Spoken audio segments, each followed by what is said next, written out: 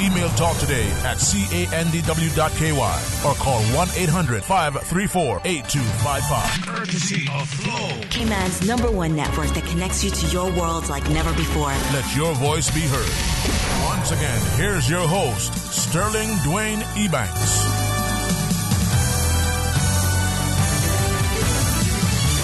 Hey, good afternoon. Welcome back. Thank you so much for joining us. And it's been too long since I had not only the company of Sensei Greg, but get a chance to chat about karate and the discipline, the skill, the sort of development that we can see not only in our students who participate in sports like this, but what it can do for their families and how that translates into them being better students, better citizens, and today, a stronger society. So, Sensei, always a pleasure, man. Welcome. Thank you so much for having me, Sterling. And it's been an exciting year for us. We've had a lot go down. We're in Curacao competing this year and getting our refereeing licenses. And we're also heading up to Spain. And we have the choice athlete, the top karate person in the Cayman Islands, who's going to represent us in Madrid for the 24th World Karate Federation Championships. Well, Sensei Pedro, when I've watched you, I still see that picture of you. And if I didn't know better, I say, man, it was Photoshop. Perfectly, parallel to the ground. You were flying and feet. And it's amazing. Yeah. Still sure it was not Photoshop? Yes. Yeah, that was I think a beach training that the we beach had. training, yeah. Jumping over the waves. Right off the public beach, man. You're running, and initially I was thinking, how can you run so fast in that sand? And then the elevation launching, but it was the cameraman, I think, or the camera. No, he's got a good flying sidekick. No, understand, and those are the things. Yeah, it's been, like I say, it's been an interesting year, and Sensei Pedro was just named by the technical director for the CIKF. As you know, the Cayman Island Karate Federation got officially started back this year. We were dormant for 10 or 12 years, and we're now under the great guidance of Mr. Carson Ebanks, who's our new president, and it's been really, really wonderful so far. And I think, too, when we look at that, we see with the Olympics coming up in Japan. In the Budokan in Tokyo in Japan, 2020. Yeah. Almost fitting. I mean, you think of traditional, sort of martial arts and the like, and the idea that we see the world taking on play. Yeah. Sensei Pedro, from your perspective, I mean, not just participating in competing, but being an athlete, to be able to, develop your talents, be in the working world and return to the sport again. Is it like riding a bicycle? Once you do it, you always remember it? Yeah, I mean, I started in back in the day in Portugal, I think like 30 years ago. I started practicing and then I took a little break. I practiced many years, participated in some tournaments, etc. Then took a break, studying, traveling, and then I came back again to karate here in Cayman with my wife. She's also trains, and my kids as well now. And with she and Greg, I've been for 11 years training at CAS Karate. So it's been a journey, and we've been preparing hard in the last few months to bring Cayman to this this world competition. It's a high level, the highest in the world, and the biggest karate competition in the world. So we've been training hard.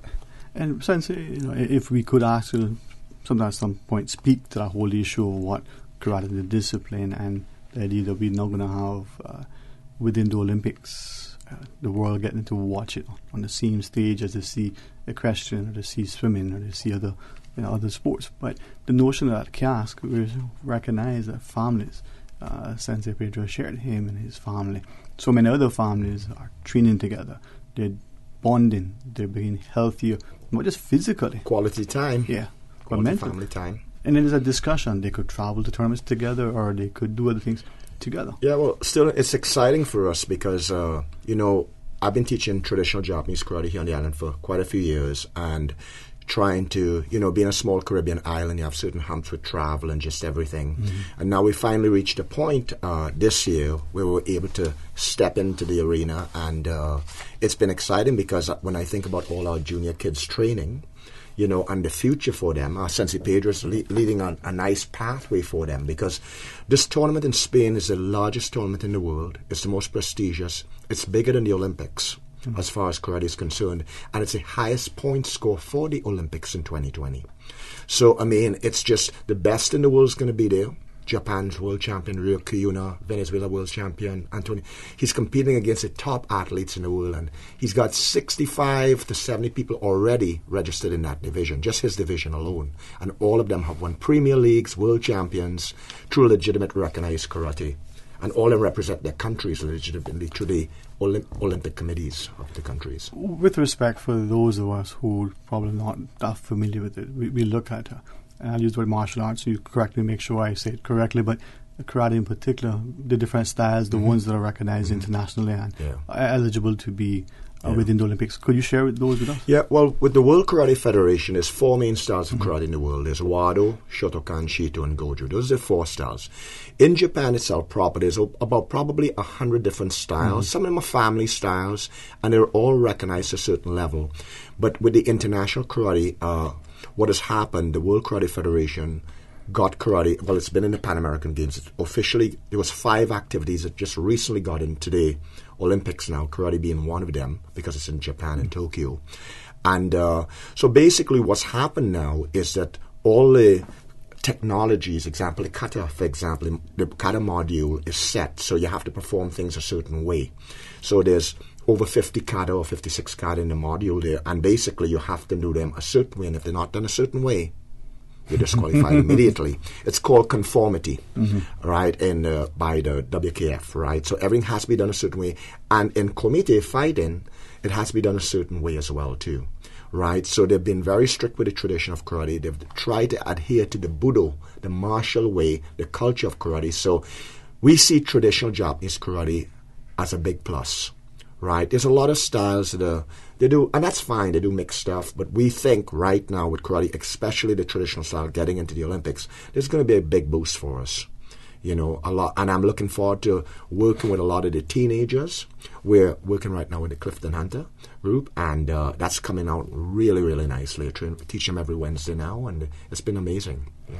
And I appreciate you sharing those styles, because the idea that when we're doing things, it's like in school, you're doing a subject or you're sitting a test, you got a certificate, but is that recognizable only in your class? Is it across the school? Is it across the country? Is it something that internationally you can take and translate into being on the same page and scale? Well, that's what we've tried to do. Myself, Sensei Pedro, Sensei Jimmy, Sensei Patricia from West Bay, we've tried to educate the public slowly on the route to get there and how you get there, you know, to the Pan Americans or to legitimate tournaments. And example, in the Caymans or in any country in the world, I'm a member of Karate Canada as well, but in any country in the world, it has to be sanctioned through the International Olympic Committee of the country, right? So for Cayman, it's the Cayman International Olympic Committee. And the CIKF is officially sanctioned from them. So we are the pathway now, not CAS Karate. We're just a member school of CIKF. But the CIKF is a governing body that controls all karate now for the sport of karate in the Cayman Islands. So athletes who want to participate at an international level, example, Sensei Pedro, right? He was picked and trained and all that, did this by the technical director. His name is Sensei James Crooks. Right, so he was picked personally by him, and he's been monitoring him as training 3 or 4 times a week and looking at what he's doing. So, you know, we are very, very super excited about what's happened, because we didn't expect it to happen. Like, we were talking about the Olympics, and then all of a sudden, CIKF became available again. Things happened, and we're moving in that direction, and we're very grateful for it, you know.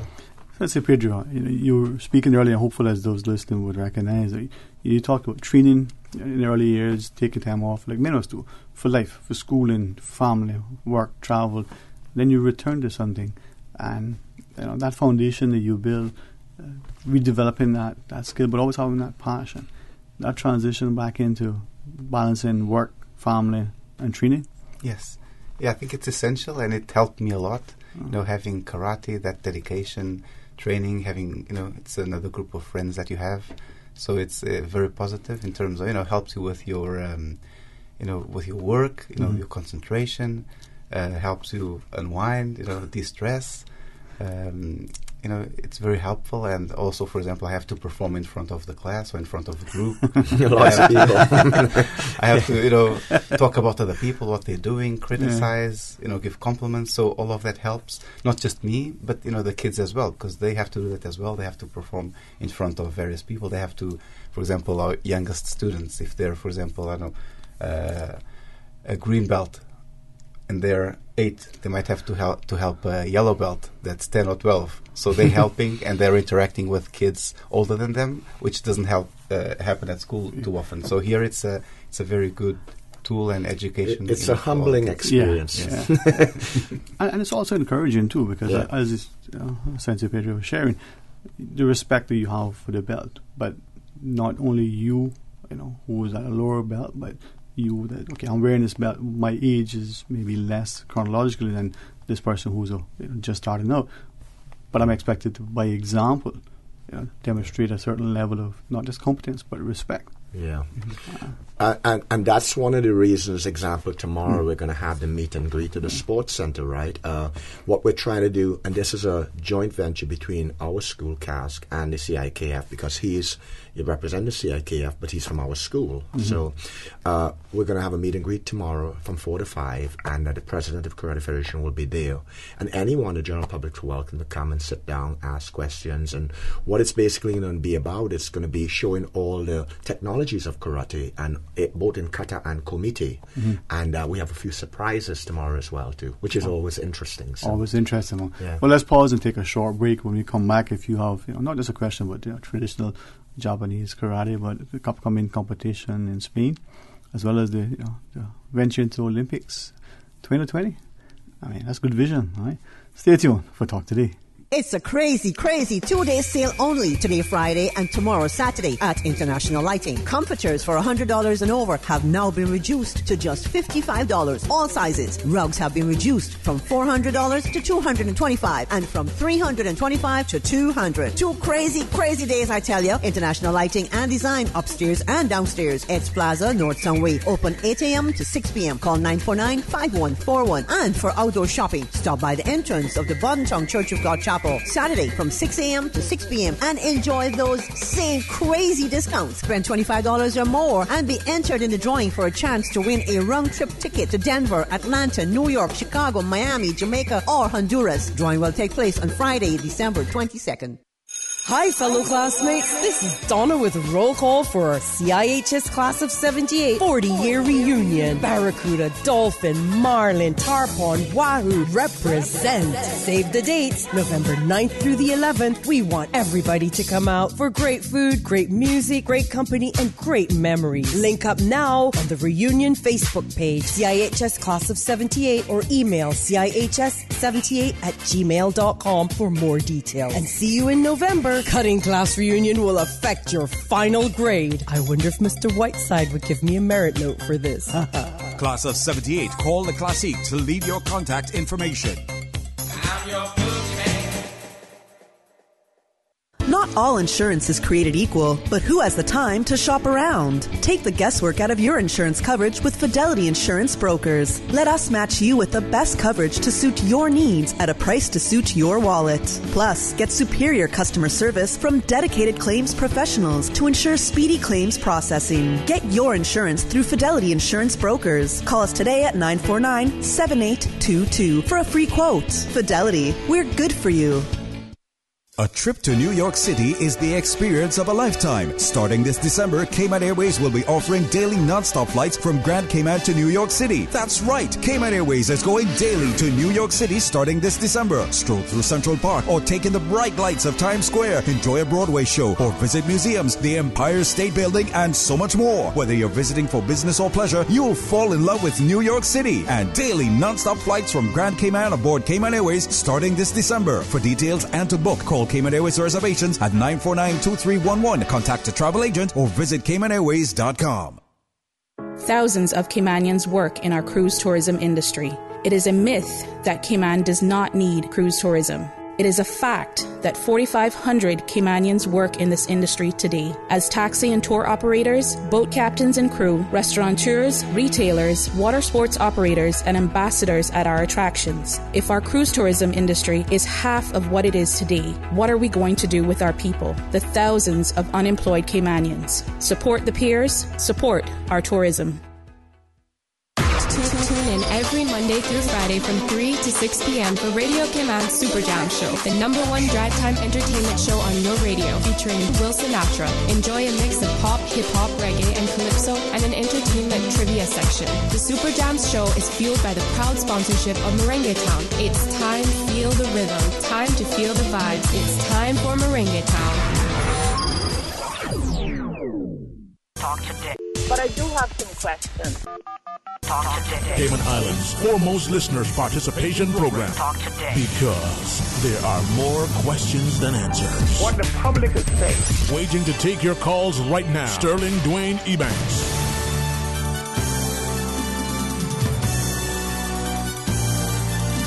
Hey, good afternoon and welcome back to Talk Today. And as we talk about the Cayman's Karate Federation, and not just the upcoming tournament in Spain, but as we look forward to the Olympics in 2020, Sensei Greg and Sensei Pedro joins us. And, I always admired, athletes, even boxers, when you see them.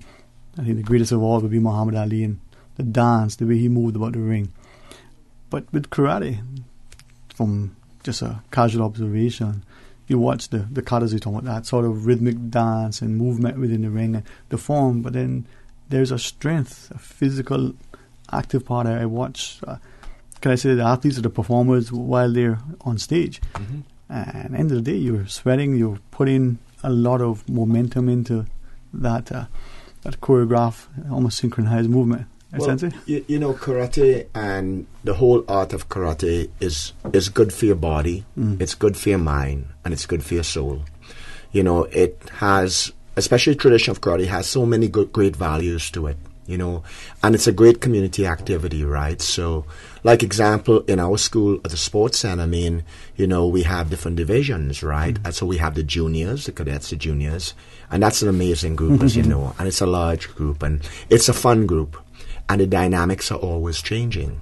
You get some kids who struggle with the material, some kids who just whiz through the material. And as a teacher, it's really enjoying to watch the process of watching kids become more confident, become leaders, take more an active role in helping kids who are maybe struggling, and even with the things like bullying.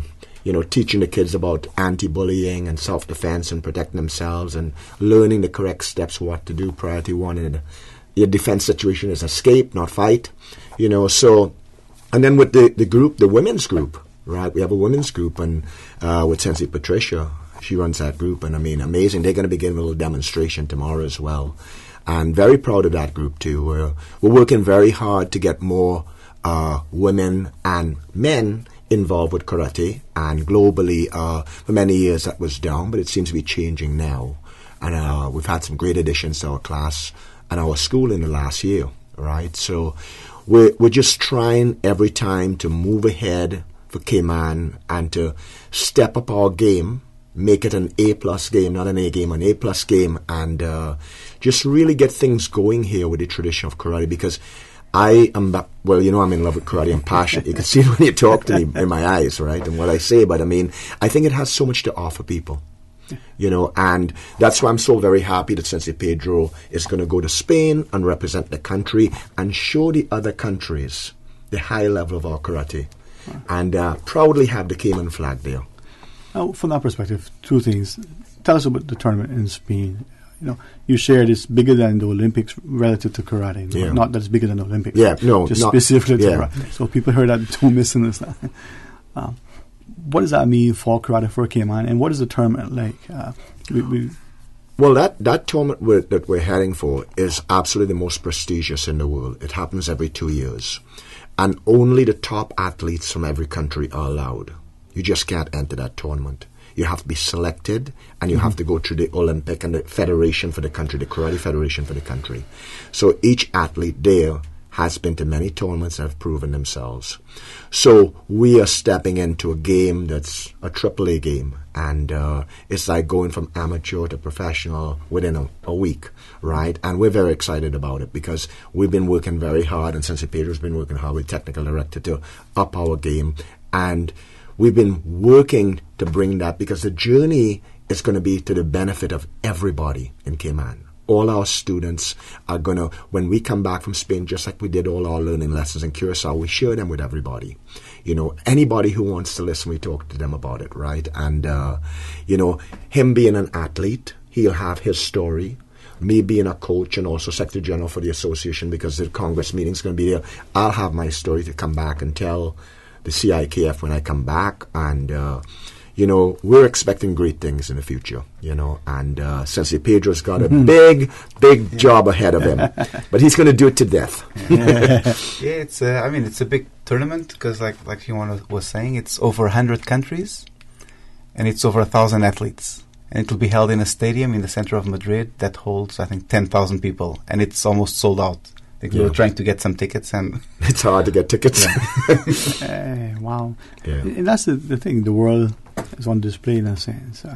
There is the good sort of PR almost for the country, but importantly for the students who participate in a disciplined sport to understand, as you shared, it's not about aggression or fighting. It's about self-defense and how to develop within you a confidence, but also a resolve to being a better citizen.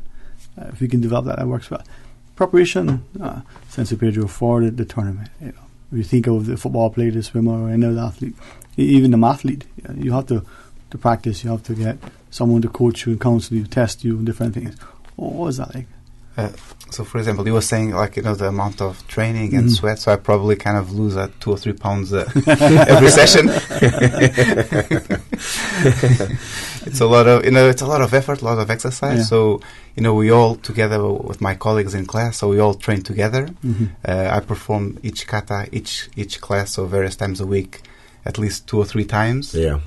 So we train, you know, a slower version, make some improvements, a medium version, and then one that I do it by myself with someone else in front of the whole group, just so everyone can see how I'm doing, criticize. And we're trying, because kata is basically a series of movements, upper body, lower body, and has to be done in a certain, you know, certain way, strength, certain angle, certain power.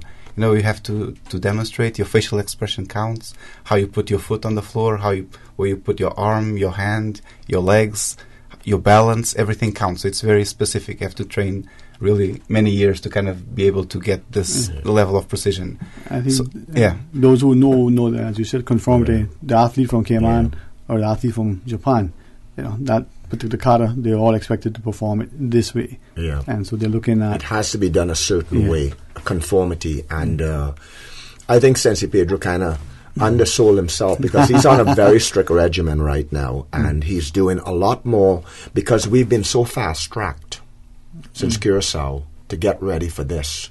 Because there was another tournament we could have gone to in that part of the world, but we didn't go to it, simply because we wanted to spend more time in Cayman kind of preparing for it. So his schedule right now, the technical director's kind of set up, is he's doing actually 7 full katas many times every night. Most athletes are doing 1 or 2, but we have to really get things going here, you know. So it's been good. And what I enjoyed the most about the Curacao trip, right, was that everybody was so surprised to see Cayman Islands, because we'd been out of the game for so long, and it was so great to see, you know, the flag and the sign and all that there, and the other Caribbean islands were very welcoming to us. Yes. Yeah. It was amazing. It was fantastic.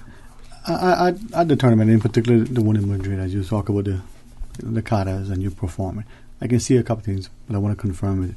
The practicing, good for the memory, good for, you know, long-term sort of preservation of mind, body, and soul, as it were. But before we get to that, the katas that you perform, is it maybe an example I try to do? I'm not a musician, so the person who's going to perform that evening has a particular set, and they're going to remember certain songs and how they want to do it. So they rehearse and they get it. And they're going to do a 10-song set, for argument's sake. For the tournament, you have a number of katas that you share that you have to do, and then it's in a progression, so that if you pass this round, how does that work? Yeah, so basically you have to give the jury, the judges, the katas that you'll be performing and the order that you'll be performing them. So then you have to go there, you have to remember which one you're doing. At a certain stage, if you do any mistake, if you don't do the right kata, if you don't do the set of, you know, bows and procedures that have to be done. They're very strict, so you're immediately disqualified. Right. So you have not, and each kata, for example, you have to do them a certain way, but then you can, you know, combine, try to do this part quicker, this part slower. It's a performance. You can combine these two parts. I mean, so you can, you know, give your own personal touch to each of the katas as well, but it has to conform with a certain, you know, positions, speed, etc., that you can work on. And because there's a 50-something kata in the list, a lot of katas that you're performing, the other people are performing. So everybody's trying to outdo the other person's performance. So unlike, say, example, a free gymnastics routine where you can do a flow routine, make it up, create it, this you can't create. It's a set thing. The technology has been there for hundreds of years, and you have to do it a certain way. So, you know, if, example, they do a kata like Kushanku, and then Kyuna does a Kushanku, or Antonio Diaz does that, or some other world champion, it's basically which one is better. And the judges are very high-level judges. They're very well trained, and all in their suits and ties, and they got everything looking at you, and they know exactly what they're looking for. No pressure. Yeah. So you're in the center of this arena, and you're being looked by yourself. 5 judges by yourself, and you perform by yourself with everyone in the stadium looking at you. And, you know, if there's noise, if there's cameras, if there's anything, you have to focus and you can't get distracted. Yeah, no pressure. No pressure. All right, when we come back, let's talk more about that, because I think that's where we see the benefit of it, and the self-confidence, the self-awareness, but also that sort of, you know, zeal to actually improve if you're being nurtured. Yeah. As we talk about the Cayman's Karate Federation, the upcoming tournament, as well as look forward to the Olympics in 2020 with the good folks from CAS. Stay tuned for Talk Today. I need a bank that is convenient for me. What do you mean? I need a bank that has easy-to-find locations and plenty ATMs when I need cash on the go. Oh, well, that's easy. You need to bank with Cayman National. They have 7 customer service centers and 23 ATM locations. The newest one is at the East End Post Office, and I hear there's more to come. Well, sounds like I need to bank with Cayman National Bank, the convenient bank, because they seem to be everywhere. Yeah, that's true. Cayman National is everywhere. Surely they are Cayman's convenient bank. Cayman National Bank. We're here for you. Okay, settle down. There's someone I want to thank. This guy knows how to get the most out of every fill-up. This guy had the common sense to drive into Esso so I could get back on the road. $5,000 richer. Thanks to me. Thank you so much, me. Thank you.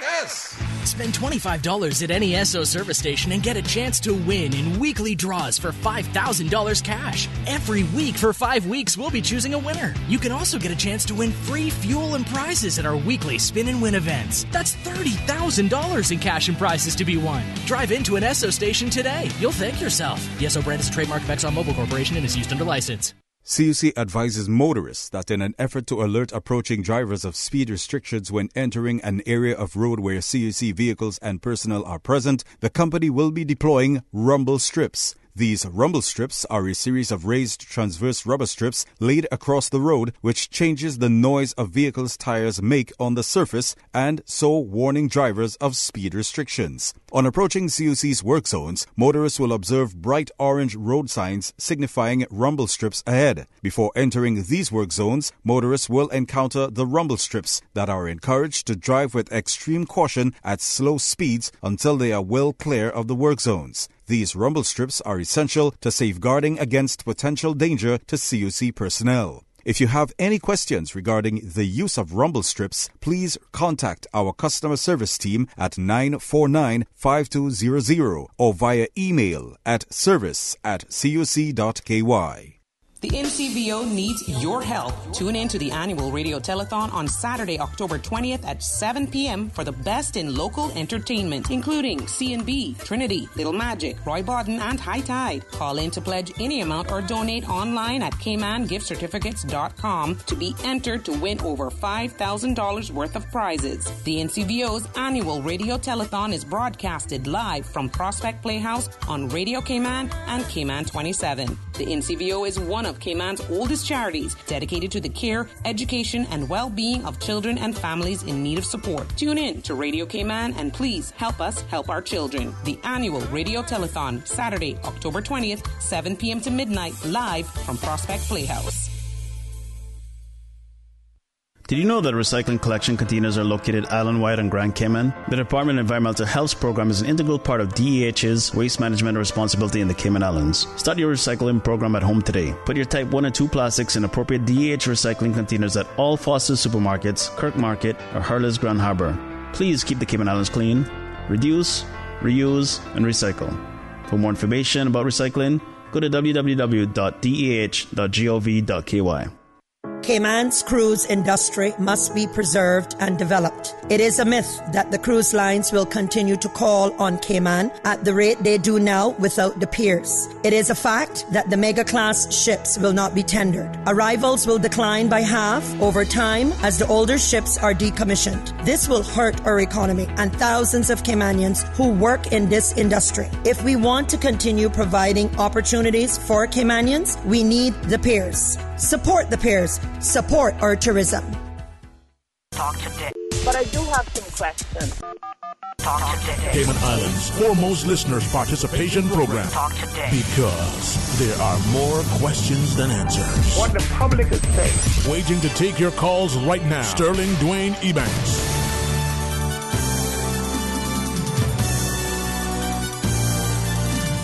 Hey, good afternoon and welcome back.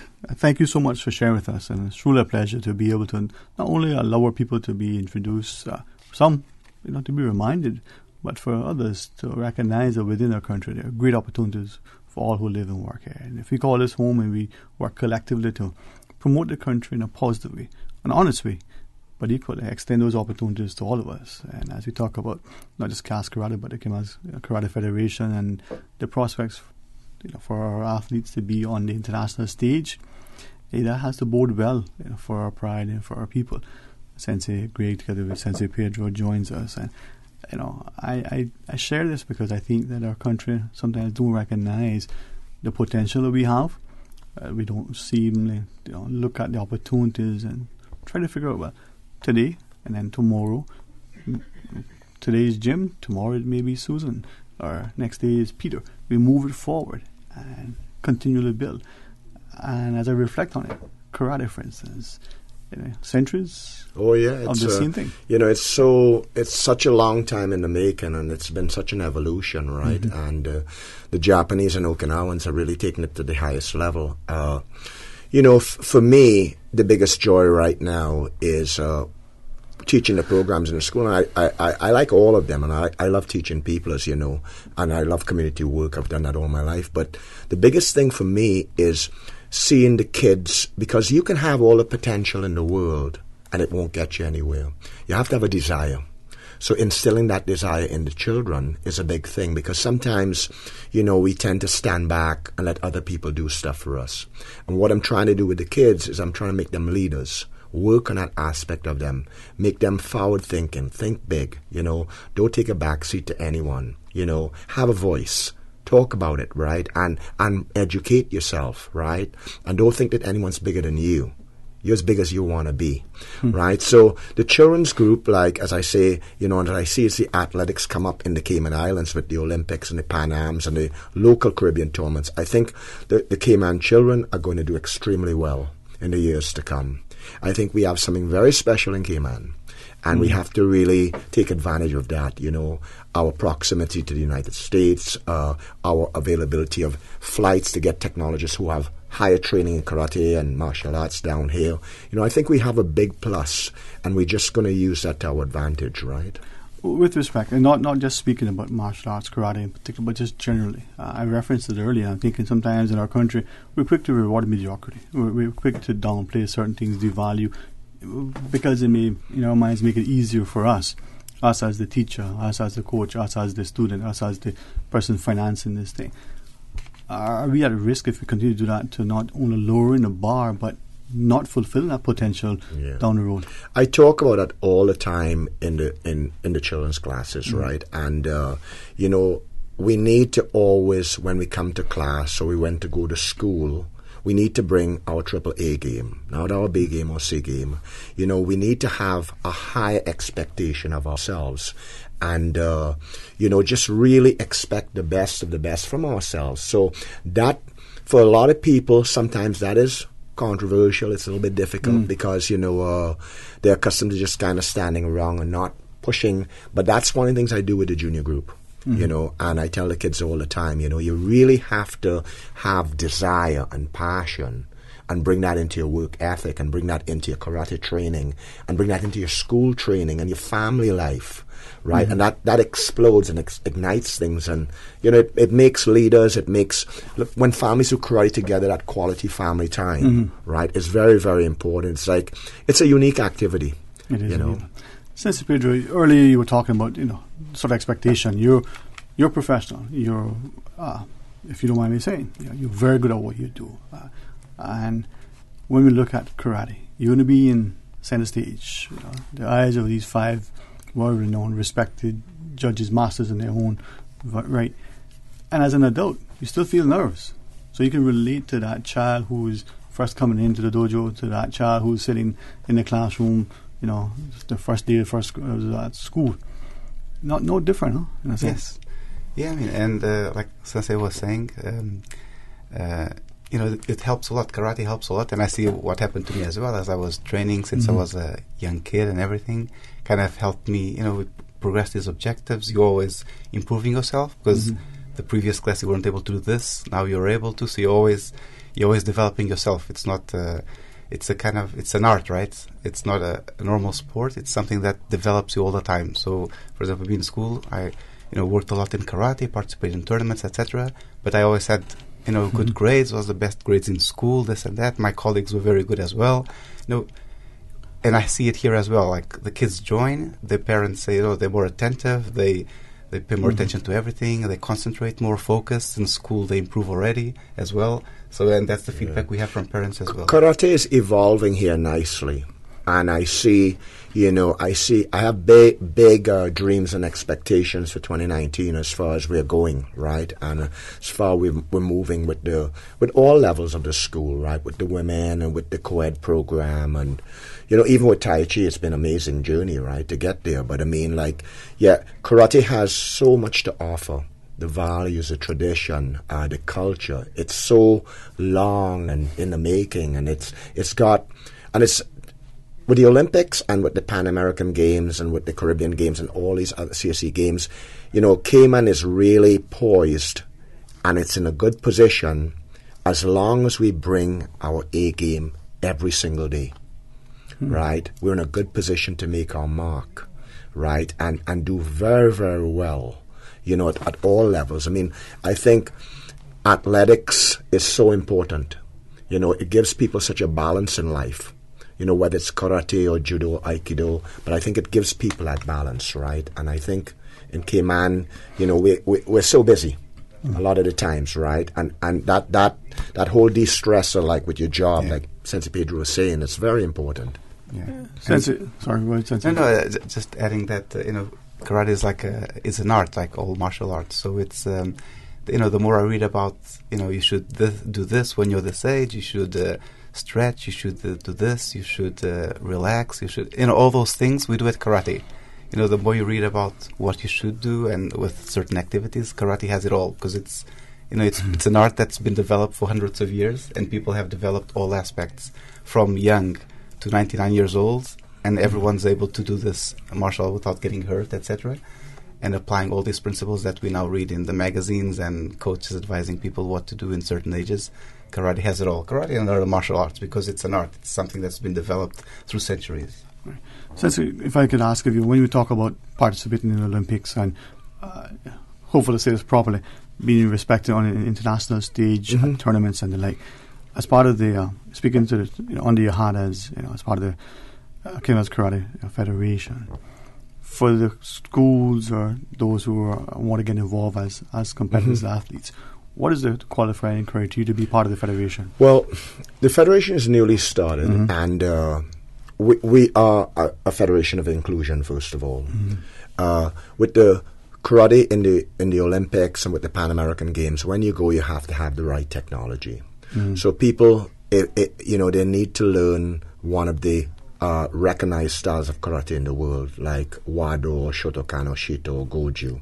And there's lots of different styles, but they have to learn one of the recognized, because if you're going to do the kata, it has to be done. You can't go up there and do a kata that nobody's seen in their life. It has to be one of the recognized legitimate katas, Japanese katas, right? And with the committee, it's the same thing. So the pathway for an athlete who may be not in the system right now is the first thing is to ask a question. How do I get there? And then we will give them an answer. And our answer will be one of helping. We want to help, right? And so, if people want to consider that as a pathway, they want to go to Pan Americans or whatever, it's available, but they have to be prepared to learn the proper technology and work on that, because that's what is accepted there, right? So we're hoping in the future that more and more schools will come in line and and learn it correctly, right? And that's my big thing right now, right? So, it's up to the individuals and the teachers to do that if they want their students to go to that level and officially represent the country as an official national athlete. That's what they need to do. I think it's important. I mean, if you're an accountant and you may have your associates or your bosses, but if you haven't sat the requisite, professional qualifying exam, exactly similar. Yeah. All right. Well, Senator Pedro, as you continue to, practice, and certainly as you travel, not only success in terms, but a safe, enjoyable trip as well. As we close the discussion, any final thoughts you may want to share with us, and then, of course, Sensei Greg? I'm just happy to, represent the country in such a tournament, such a high-level event, and I'm just happy to, be there, show our flag, show that Cayman is there, talk to other athletes, talk to other coaches, just have a presence there. And I think it's very important. And also this gives an example to other, the kids, saying that, I can do that as well in the future, opens a path for others to, to follow. And we're very happy to be doing this for our country. Yeah. It's a win-win for us. The knowledge will bring back, the people will meet, the high-level people, and communications will establish because of that for the CIKF and for the country will be, just amazing. And I'd just like to encourage everybody to, to come out on Saturday and 4 to 5 at the King Sports Center, and we're downstairs next to the bowling alley, and just sit down and enjoy the discussion and what we're going to talk about and what we're going to show. And if they have any questions, we'll be more than welcome to answer them, because we're trying to educate people in the right way. That's tomorrow then? Saturday? It's Saturday, yeah. Saturday it's tomorrow, 20th, right? Tomorrow, yeah. Thanks for reminding me. I think today is it's Friday. Sometimes I forget that myself.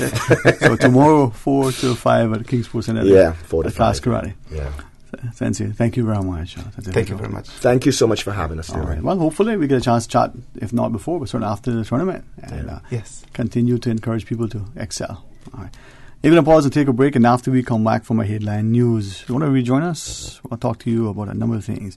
There's a fellow joining us, man, and if you want an answer, he has it. Stay tuned for Talk Today. Radio Cayman. Radio Cayman's newsroom. These are the biggest stories right now.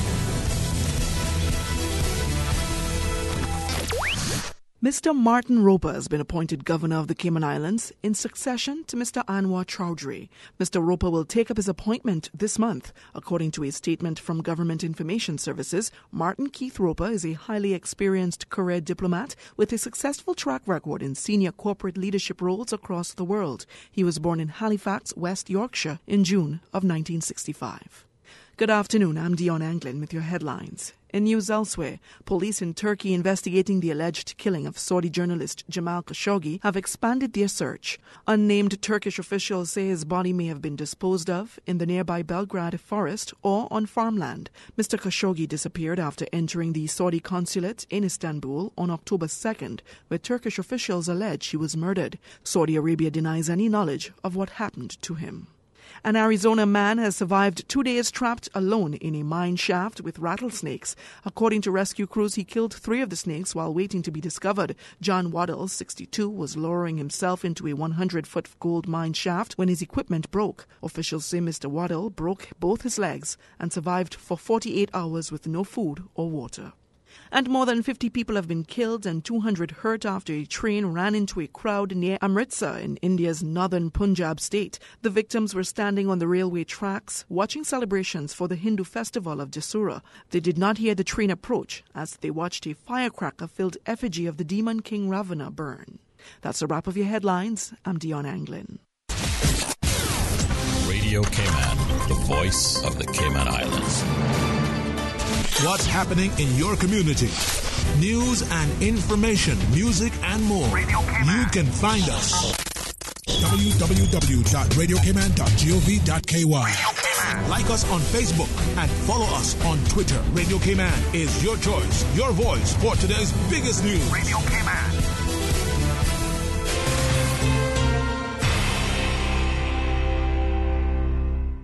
Cayman National would like to remind our customers to activate their new chip cards as soon as possible. All cards were mailed out, and we urge customers to check their mailbox regularly for their new card. Once received, please visit any of our 23 ATMs to activate your card. Doing a simple balance inquiry, which is free of charge, will activate your card. If you do not have a PIN or have forgotten your PIN, please visit one of our 7 customer service centers to PIN your card. Thank you for banking with us at Cayman National Bank.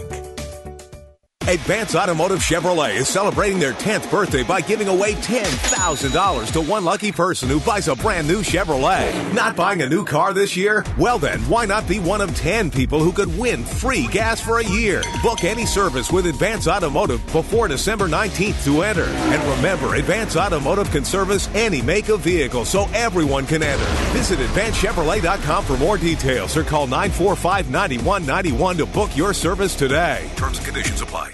It's a crazy 2-day sale only today Friday and tomorrow Saturday at International Lighting. Comforters for $100 and over have now been reduced to just $55. All sizes. Rugs have been reduced from $400 to $225 and from $325 to $200. 2 crazy days, I tell you. International Lighting and Design upstairs and downstairs. Ed's Plaza, North Sunway. Open 8 a.m. to 6 p.m. Call 949-5141. And for outdoor shopping, stop by the entrance of the Bodentong Church of God Chapel Saturday from 6 a.m. to 6 p.m. and enjoy those same crazy discounts. Spend $25 or more and be entered in the drawing for a chance to win a round-trip ticket to Denver, Atlanta, New York, Chicago, Miami, Jamaica, or Honduras. Drawing will take place on Friday, December 22nd.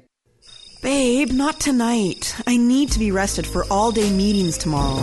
What are you talking about? I was almost asleep. You keep poking me, and I can't sleep. That's the mattress spring I keep telling you about. Not me. We really need to get a new mattress. Tossing and turning, back hurting, can't sleep? It might be time to turn in your old mattress and go to bed with a new one. Browse the huge mattress showroom at Brand Source Home Gallery and pick the perfect mattress today. With mattresses to suit every budget, Brand Source Home Gallery stocks a wide selection of sizes and styles like pillow top and gel memory foam. So stop tossing and turning and sleep better tonight with a new mattress from Brand Source Home Gallery, Dorsey Drive, Industrial Park. I've got some beautiful clothes. I know just where they go. Meet the world with Puritan Cleaners. Ask about our ongoing discounts on wearing apparel and household items. Put your pickup tickets in the box at any of our 4 stores for your chance to win in our Christmas drawing. 4 convenient locations to serve you: Savannah Countryside, Elgin Avenue, Georgetown, Centennial Towers, West Bay, Eastern Avenue, Georgetown. Drive through rain or shine. Free pickup and delivery. Call Puritan Cleaners at 949-7104. You feel good when you look good. Calling Caymanians and local businesses. Green iguanas are out of control. Can you cull 400 of them a month? Maybe more? If you can, bring proof you're Caymanian or your business license to the Department of Environment the week of October 15th and register for the Green Iguana Cull. Bring your firearms license too if you're going to use it. Registration is Monday through Friday evening, 4:30 to 7:30 p.m. Remember, blues belong, but greens got to go. Talk today. But I do have some questions. Talk today. Cayman Islands' foremost listeners' participation program. Talk today. Because there are more questions than answers. What the public is saying. Waiting to take your calls right now. Sterling Dwayne Ebanks.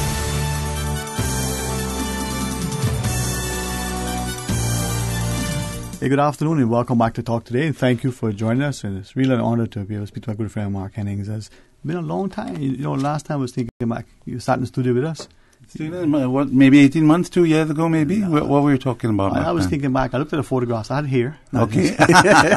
It wasn't that long ago, but it was too long for two reasons. One, to be able to benefit from your counsel and your commitment, your passion, but also that desire to move us forward when we talk about, the need to look at our economy, look at our environment, and the importance of, what that could mean for us as a people and as a society. Sure. But secondly, just to be in a good company and to learn to share and to laugh a little. Thank you. This notion, as we talk about alternative energy, we talk about the approach, a couple of things. First off, what makes you so passionate about it? Well, Sterling, it's kind of just turned out to be good, sensible thinking now.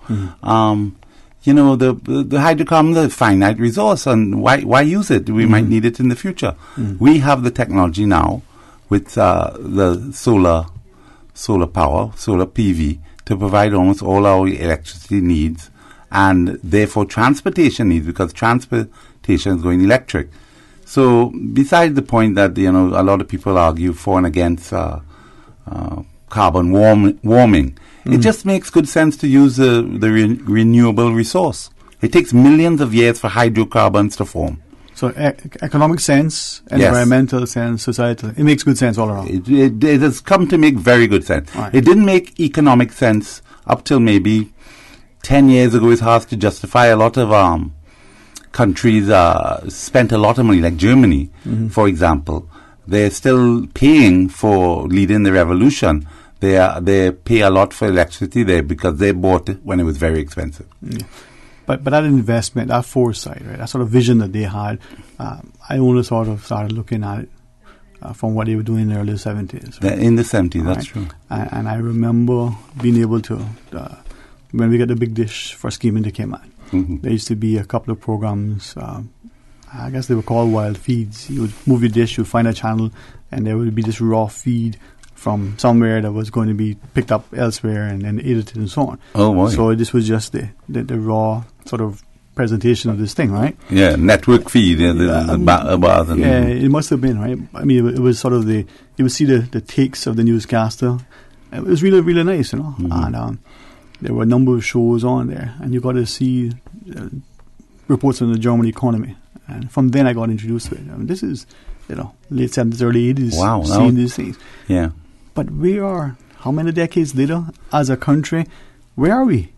Well, we are on the crest of the wave here. The wave is actually, it broke a few years ago, but we're right there because remember we put up our utility scale solar small plant in Bordentown, and that's a very good first step.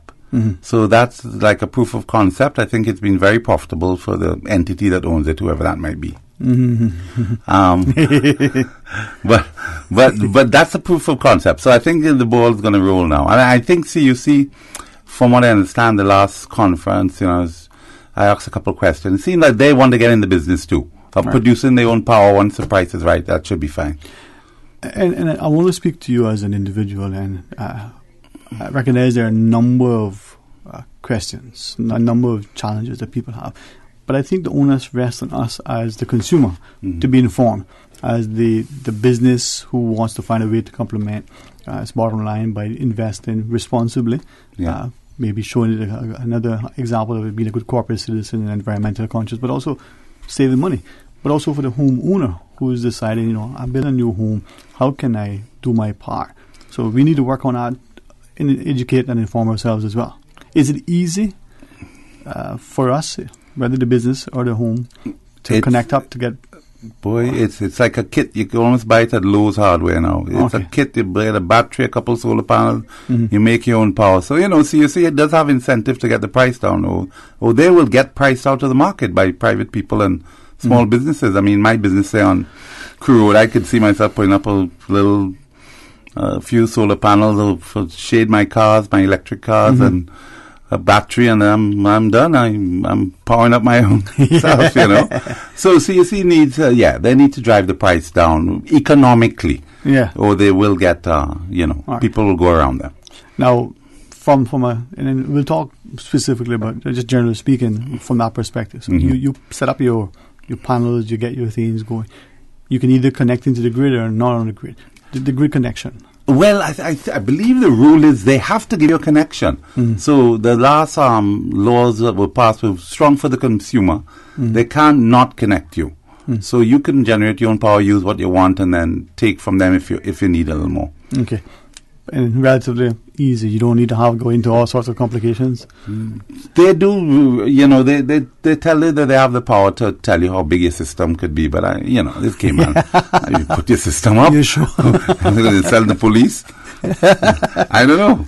Maybe they will. But this is it, and this is why I think the wider public, and there's so many things, and perhaps it adds to the confusion sometimes. Allegations like, well, wait a minute now. We're seeing some question. Is it a case that as more and more alternative energy sort of producers come online, so more homes go to solar, more businesses, that shift is being borne by those who are not... Who are left. So the pie gets smaller, but the cost will increase more over the remaining slices. Well, let me tell you, with the upcoming... No, the CSC is going to have to produce more power. Because, again... If what I'm saying is true, transportation is going electric. That's a lot more power they're going to have to produce from the grid. So they'll need all the help they could get. Okay. Now, I want to chat with you about particularly even electric vehicles. Yes. There was a time when you could count them on the road. There was not many. Now, there are a lot of smart people out there still. Yeah. Getting on the wagon. I have to talk to you about that. With that, though, as we look at the electric vehicle, so the person who has an electric vehicle in the house, for instance, nice, they plug it in. Cool. They got there's no solar. They got a regular connection that seemingly most people still have. Is it cheaper? What does that do for the cost? Well, it works out. I have a couple of electric vehicles, So I think I'm seeing maybe $30 or $40 more on my electricity bill. So that would work out to maybe a fifth of the cost of gas. Okay. So that's benefit one. But the thing is, I have a car for 4 years, a little Leaf, and I haven't spent any money on it. No oil change, no service, no nothing. So that's where you save on the backside. So you're sharing with us now. You may see, if you don't have the solar panels, that you can charge it independent of the grid. Of course. Yeah. You may see an increase in your electric consumption. You will, for sure. But then you're not buying fuel from the pump. $5 nowadays. Is that what it is? I think we crossed the 5. I saw $4.89. Yeah. Wow. Well, boy, to the best of my knowledge, if your car runs on gas, don't put water in it. It's not going to work. So you have to go fill up, right? You have to. You must. And then also you share that you save because of no oil change, correct, maintenance, no oil change, no plugs, no transmission. So how do you service it then? Just keep smiling and driving, baby. That's it. Smiling and driving. I mean, wash it down again. And every now and then I do have to put water in the washer bottle for the windshield. Sounds like a car for me, man. That's my kind of car. My brother's like, boy. That beautiful car I have, the Tesla. Yeah. 13,500 miles. Never been a service, no service. I've seen it, Just running, man. Just running. Boy, you drive the Tesla. All right. From that perspective, we're speaking to Mark Hennings, and this is going to be a comfortable, casual conversation, but it's going to be informative. And we want you to be a part of it, because I think it's important as a country that we start looking, as you've been one of the champions with respect to... 4 years I brought a plan to them, 4 years. But they're working on it. They're moving ahead. Yeah? Yeah. You're confident, man? Yeah. You know what? When things are inevitable, I'm very confident. So, if they're 4 years behind, that's all right. That's okay. Could be worse. Could be worse. Could be 10. What are some of the impediments, if I may use that? Challenges, maybe. But there's the things that could be slowing us down to get where we need to go. Entrenched interests. The old money, the old money flow. The old set ways of making money. Why change if you're making money?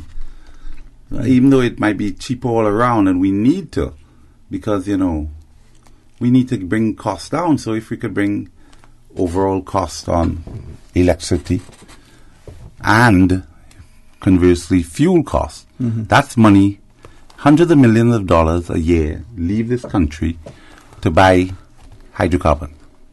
All right? So the less hydrocarbons we are buying from Saudi Arabia, You know, that whole thing in Saudi Arabia, that's the whole thing right now. Is there more money that is invested here in the Caymans? The statistician, the politician, the economist may understand. Talk about payments, foreign exchange, the trade. Yes. They do. Marco knew exactly what was going on. But do you have a call, sir? No, okay. My apologies. I was not looking at my good friend who makes sure things in order. But for those who are listening, after we come back from this break, we'll talk about that. And we're going to ask you, as we have the good company of Mark Hennings, the guy in the street, the businessman who was only concerned about, hey, I need to make sure that I'm be able to make a profit, pay my employees. Mm-hmm. How does this translate into the bottom line for the household as well as for the business, right? Okay. 949-8037 or 1-800-534-8255. Please stay tuned for Talk Today. Congratulations, it's a boy. During the greatest events of your life, whether or not you have the right health insurance coverage should be the last thing on your mind. That's why at Fidelity Health, we are committed to helping you get matched with the right plan to suit you and your family. We offer a range of plans to suit your budget, plus access to a network of quality care throughout the Caribbean and the USA. You can relax and enjoy life's greatest moments when you are covered with Fidelity Health. Call us today at 949-7822 for a free quote. Welcome to our Esso service station. How can I help you today, ma'am? $25 in fuel, please. Sure. I bet I can make you smile, too. Bet you can't. Would $5,000 cash make you smile? Of course. Who wouldn't? But how? Spend $25 or more in fuel at any of our Esso service stations, and you could be the winner of $5,000 cash. Every week for 5 weeks, one lucky winner will win $5,000 cash. Made you smile, didn't I? I'm smiling. Drive into an Esso station today. The Esso brand is a trademark of ExxonMobil Corporation and is used under license.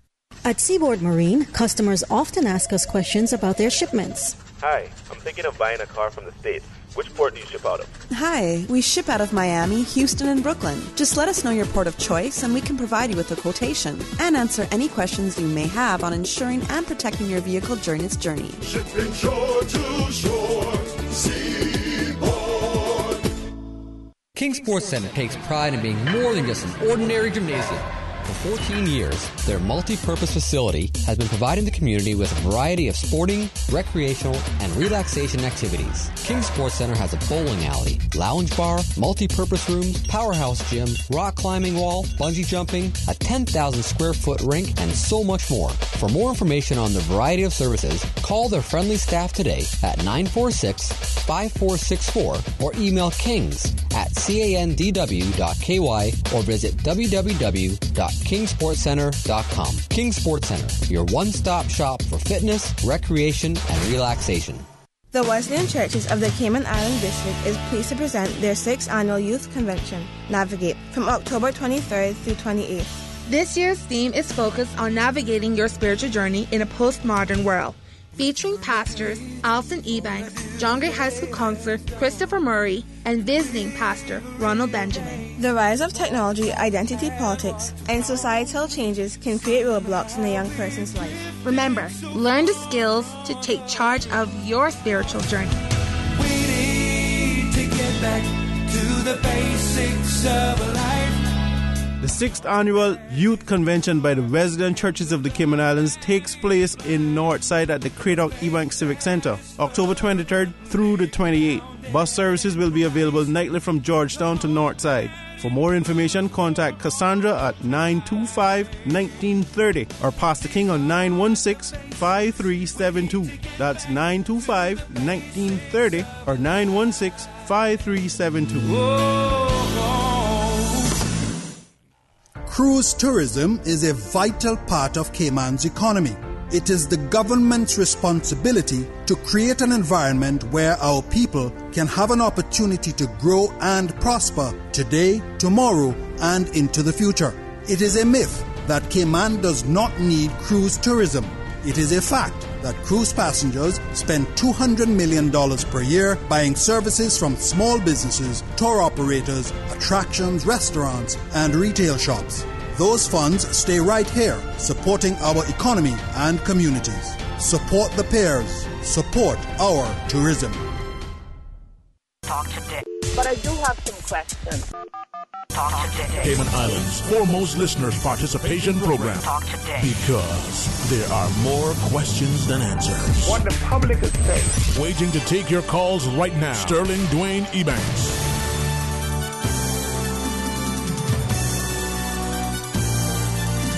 Hey, good afternoon and welcome back to Talk Today. 949-8037 or 1-800-534-8255.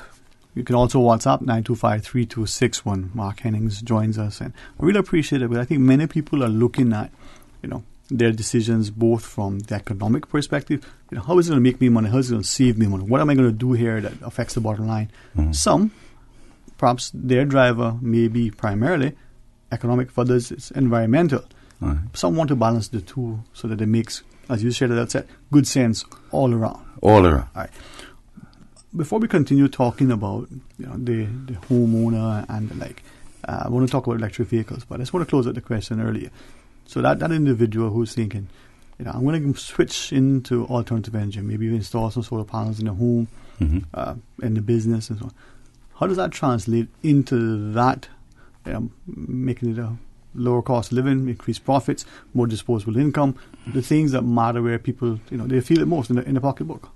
Well, a lot of people buy these diesel generators, and after about 3 or 4 years, they're no good because everything rottens out on them. So that's a complete waste of money. So batteries, couple solar panels, that could be a backup. You don't have to get the full system, But once CUC goes utility, the price of electricity will come down. So ideally, what I would, because economies of scale are important, I would encourage massive utility infiltration so we get the best price for everybody. All right? And then if you have you want to have a backup generation for yourself, well, put a little battery in and a few solar panels and you'll be fine. But the cheapest way to do it is to get a large-scale utility sent over the grid, just like how we do it with the diesel power. All right. So different entities want to set up the big solar farms would be what we're talking about? Yes. All right. On a competitive basis, and regulated by Orrett, whoever is in charge around it. Okay. Or a new agency. Who knows? I should be the new one today. Now, I've seen some examples in the U.S. in particular of larger corporations and their car parks, on their roofs, on different things, doing experimenting, not just in the U.S. but other places. In the Cayman context, what would that look like in your view? Could be, as has been suggested over the years by some, government has large car parks for its employees. Beautiful. Buildings, just put it on there. It's a place to store the thing, and it goes into the grid and the country benefits. Okay, Prestige Motors on the way to the airport? If you look on top of Mr. O'Hara's roof, he's got solar panels. CUC give him a check every month, I believe. He told me that once. Every month. Plus he gets his cars shaded. Plus, so that's a smart man. So that was an isolated thing. He did it a few years ago. He got the good price. He's doing extremely well with that. But again, that doesn't really translate to the masses. Because you have the people in Windsor Park. It mightn't be practical for them to put up their own solar panels, that kind of thing. Right. So we have to get the utility organized. Do we have the land space? Because many say solar panels. That's a good question. About 1,000 acres to do 60 megawatts. That does sound like a lot. There is a lot of land around there. If you look at a picture of Cayman from the... Come a little closer. Picture of Cayman from the air, you'll notice a lot of water in the middle of the, still water. Right. Yeah. That's like free land to put up floating panels. But could we install it in those areas? I mean, that's the spot to do it. Yeah. If the land is more or less free, remember there's a quarry, the old ponds. That could be good. But we do have, I think it's 6,000 acres of crown land. So it could be a joint thing with the peppercorn lease to whoever wants to do the utility. Now, with that, Mark, as we look at that sort of commitment, that investment. Returns 5 years, 50 years, just from your perspective. Oh my God! It depends. It all depends on what you're selling it for. Like the last plant in Bordentown, that's very lucrative. That's going to pay off in 3 to 4 years, 4 to 5 years tops. But that was expensive though. Should have been a lot cheaper.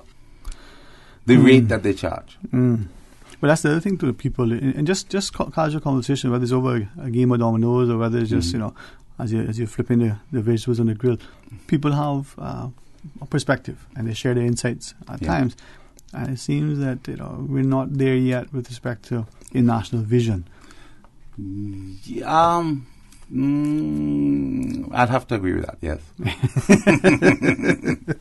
No, and I'll share with you. So, in preparing for our discussion today, got a chance to speak to a couple of people, and on a condition that I continue, as I've hopefully demonstrated thus far, accurately report what they share, respect what they say. Nope, this is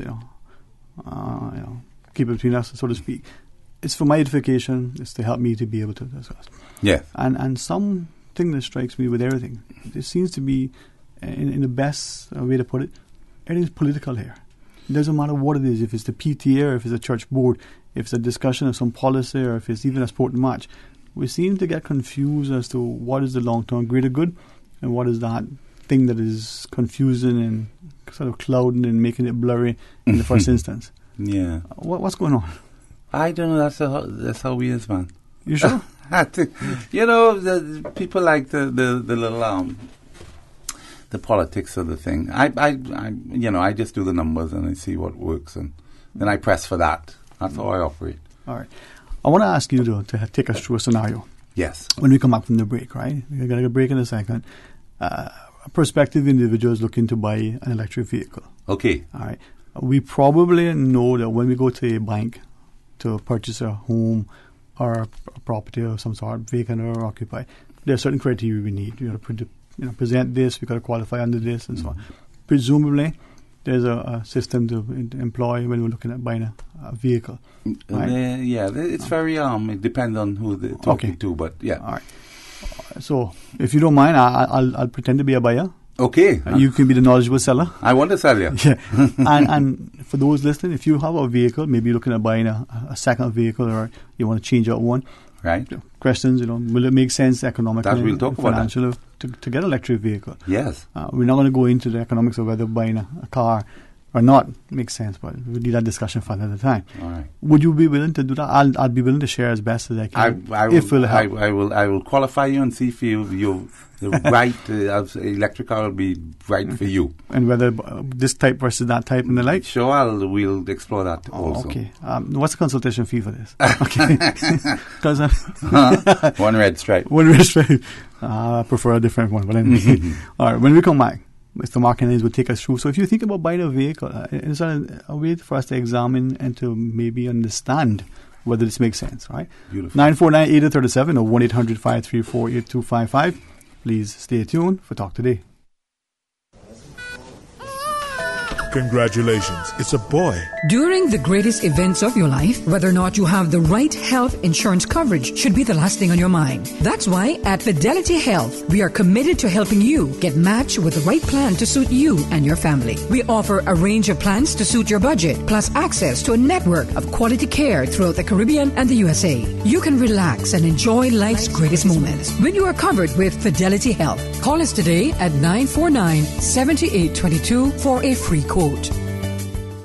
It's a crazy 2-day sale only today Friday and tomorrow Saturday at International Lighting. Comforters for $100 and over have now been reduced to just $55. All sizes. Rugs have been reduced from $400 to $225 and from $325 to $200. 2 crazy days, I tell you. International Lighting and Design upstairs and downstairs. Ed's Plaza, Northtown Way. Open 8 a.m. to 6 p.m. Call 949-5141. And for outdoor shopping, stop by the entrance of the Bontown Church of God Chapel Saturday from 6 a.m. to 6 p.m. and enjoy those same crazy discounts. Spend $25 or more and be entered in the drawing for a chance to win a round-trip ticket to Denver, Atlanta, New York, Chicago, Miami, Jamaica, or Honduras. Drawing will take place on Friday, December 22nd.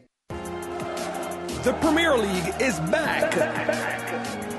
Every team, every game, Every goal is on Flow. Sign up for the Flow Sports Pack today and get 8 dedicated channels to all the Premier League games in stunning HD. Call 1-800-534-7253 or visit discoverflow.ky for more info. The Premier League is back. Brand Source Home Gallery has been appointed the exclusive Cayman supplier for Duravit bathroom products. Duravit is the leading international manufacturer of bathroom ceramics, tubs, and showers, recognized around the world for beautiful, functional products. Winner of top industry awards, Duravit collaborates with leading European designers to provide the most elegant and innovative bath products. If you're ready to bring style, comfort, and innovation to your bathroom, visit Brand Source Home Gallery to see the new Duravit showroom and meet the in-house bath designer. Whether you're planning a functional family bathroom or a personal spa retreat, browse the Duravit collection and be inspired. Brand Source Home Gallery, delivering a new standard in custom designed bathrooms. Brand Source Home Gallery, Dorsey Drive, Industrial Park. Radio Cayman invites our listeners to join us on Sunday, October 21st for a live broadcast from the Ebenezer Baptist Church in Cayman Brac. Radio Cayman will bring the local morning worship service to you live starting at 11 a.m. on 89.9 and 93.9 on the Brac and Little Cayman. Radio Cayman, celebrating 42 years of service to the people of the Cayman Islands. Thousands of Caymanians work in our cruise tourism industry. It is a myth that Cayman does not need cruise tourism. It is a fact that 4,500 Caymanians work in this industry today as taxi and tour operators, boat captains and crew, restaurateurs, retailers, water sports operators, and ambassadors at our attractions. If our cruise tourism industry is half of what it is today, what are we going to do with our people, the thousands of unemployed Caymanians? Support the peers, support our tourism. Talk today. But I do have some questions. Talk today. Cayman Islands' foremost listeners' participation program. Talk today. Because there are more questions than answers. What the public is saying. Waiting to take your calls right now. Sterling Dwayne Ebanks.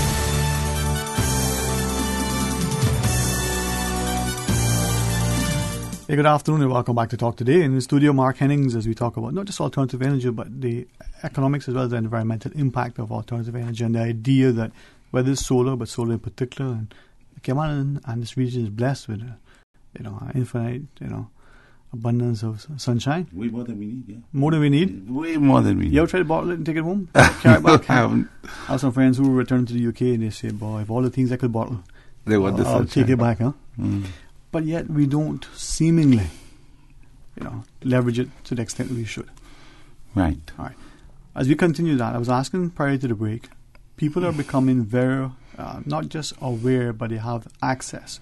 Maybe they have the money, but they also now have the resource in order to acquire an electric vehicle. Yes. And they're trying to decide, well, I would imagine if you're going to buy a boat, you decide, well, am I sailing or am I going to be doing something else? Well, okay, if it's not a sailboat, then you've got a motorboat. Are you fishing or is recreation? Right. How many people?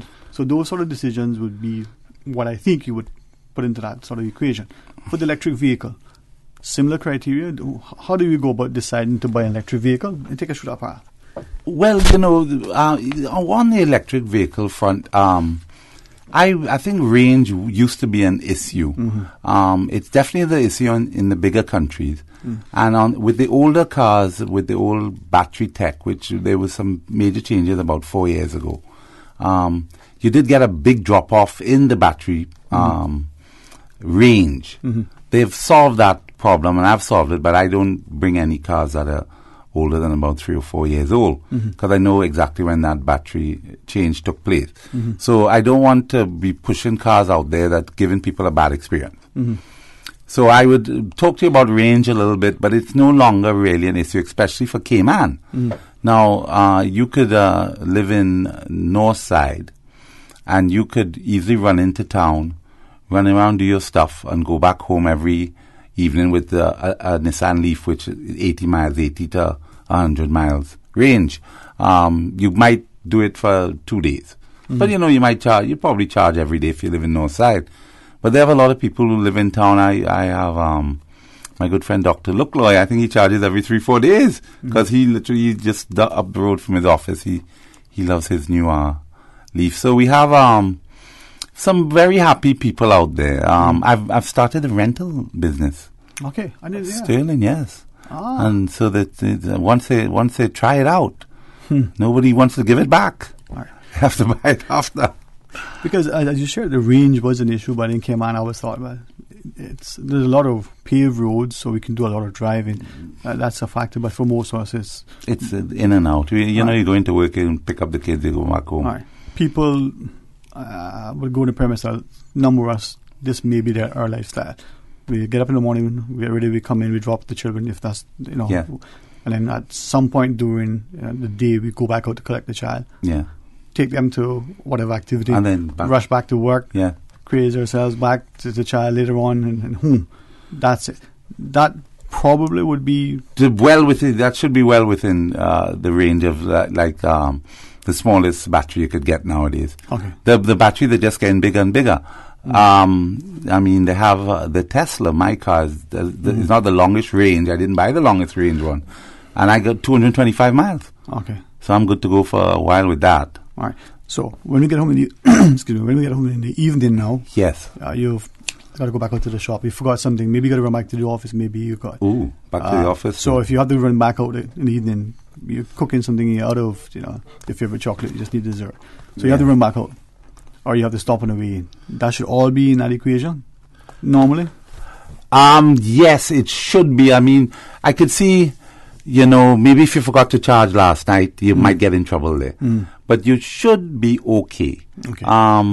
But the car has a gauge on it, just like a gas gauge, but it's even more precise. Okay. It tells you how many miles to go. Okay. So I know when I'm at my coffee shop there on Café del Sol, if I have 10 miles, I could get home. Before the moves, you before. I know that. So the gauge is a dead giveaway on when I need to go home and plug in. So but having said that, at my coffee shop, at Café del Sol, the yoga studio has a charger. So sometimes I'm going to have a coffee and get a few miles before I leave. So, like sometimes you see some of us with our cell phones, and they say, give me a charger. Give me a plug. Back in the day, there was a different meaning to that, but so you just plug it in and you get a quick little... I've had it on occasion, maybe, I'm running around a lot, I didn't charge. And I went home for lunch, and I was low. I was on with my little leaf that we run in there. And I plugged in I have a level 2 charger, which at my house, it's just a little more powerful than the mobile. And I put 20 miles on in an hour. So I had my lunch and I was gone, had 20 miles to run. Okay. So a good practice then, obviously, like anything. I mean, even those of us who have, whether it's diesel or gas, we know roughly whether it's a week or a month or a day out of that time. Yeah, we get to that you get point. very accustomed to it, and then very accustomed to it. At night, as we close our gates, I'm cocky now. I leave my house with 20 miles sometimes, just because I know I could go and come back. A few homes, but people do it with their cars as well, right? Yeah. All right. So overnight charge to bring it back, bring it up to 100%. Yeah, 8 hours, 12 hours. 5 to 6 hours really on a 220 charge. Again, with the batteries in the Leafs, 5 to 6 hours. All right. Topped right up. Let's talk the batteries and then a little bit more about the chargers. We know that there have been some improvements in the batteries, safety, range and the like. What are the batteries now? Lithium ion is the big battery. Lithium ion, and they put little catalysts, cobalt, nickel, and different little mixtures. Right. So Tesla seem to have it really. They really seem to figure it out. They have cars that run in 300,000 miles, taxis run in LA, Vegas, and they've seen 5% reduction. 300,000 miles, you'd go through 2 engines, 2 transmissions by that time. There you go. Mr. Hennings, we do have a caller online. Oh, get a chance. You want a headset? Put it on. I usually want to keep my hair in place, but just go ahead and put it on. Man. Put your head together. There you go. I got it. All right. Let's go to our phones. Hey, good afternoon and welcome. You're on Talk Today. Good afternoon. Good afternoon, ma'am. How are you today? Fine. Good afternoon, the panel. Yes, ma'am. Good afternoon. Yes, I was listening off and on. I'm going to ask a very stupid question. You were talking about the hours of the battery being used for and so forth, and if you was to turn around and go back to the office, what the condition would be if you have enough charge and so forth. Well, Christmas is coming up, how would you recommend one of those electric cars for the Christmas shopping for our locals here? How so? You mean buying as a gift, or for them to run around to do their all their chores and shopping and the like? How would that work? Okay. Well, we could rent your car for the Christmas, ma'am, for you to try it out and see if you love it. See if it'll work for you. No, but what I'm trying to say is, whoever has any of those cars and who's interested in buying one, now that Christmas is around the corner, how many hours of Christmas shopping can they get done in one day downtown Georgetown shopping and decide to go back to East End and North Side? Would they have to get a charge in between? That's what I'm trying to find out. All right, so we're going to Georgetown, we're going to shop all day, and then we're going to go out to East End. Back to East End. I live in East End.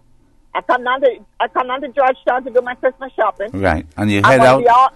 I'm going to be all over Georgetown shopping from here and there, going from road to road to go to my shopping stores. Got it, And then when I finish shopping, say I'm in town for 4 hours, and I drive, say, 3.5 hours in Georgetown, and now I want to go back to East End.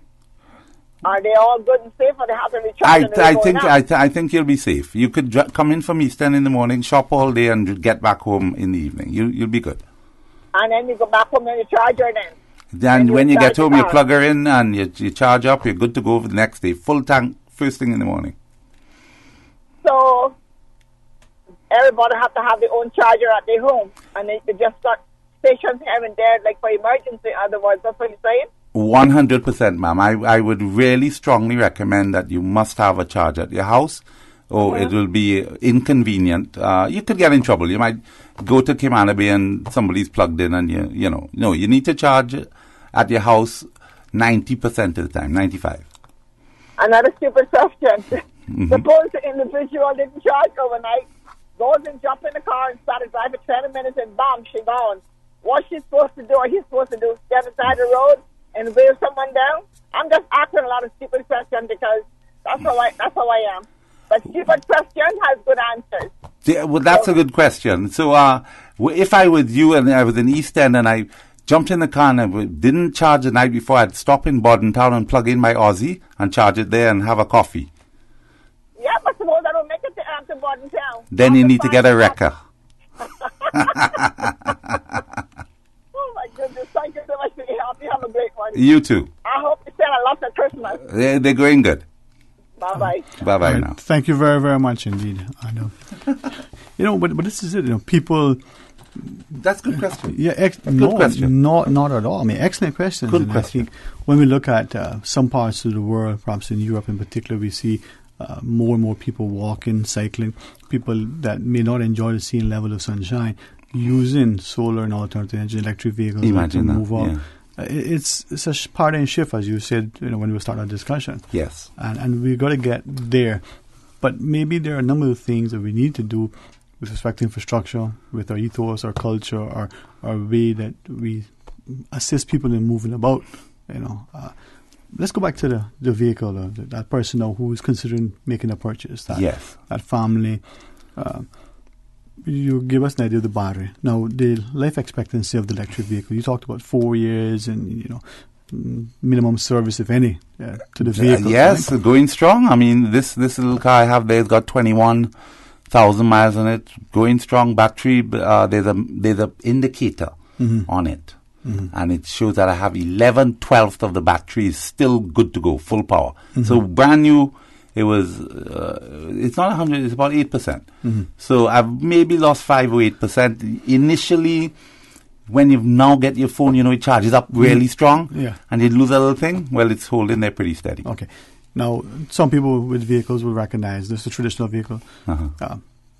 They should, as they're suggested, go get a service every so often. The oil change, the filters, the plugs, and all those things. With the electric vehicle, none of that. Well, that's why the dealers hate them. When you go to the States, I've been up in Florida. I've gone to the Nissan dealer. And they have no interest in selling those electric cars, boy. Because remember, the dealers, and it applies to the dealers here too, they make a lot of money on the service. So this is the paradigm shift, though. You know, people say, how come you don't have a mechanic? I say, well, you'll have nothing to do. But this is a threat to people's business model. Okay, so that is potentially a challenge then. Challenge for them, not for us. All right. The replacement parts, for whatever better word I use it. A regular vehicle, the battery life, we hear from our fathers, we hear from our own experiences that batteries today don't last as good as the batteries, back in the day. So with the washers and dryers and everything else, right?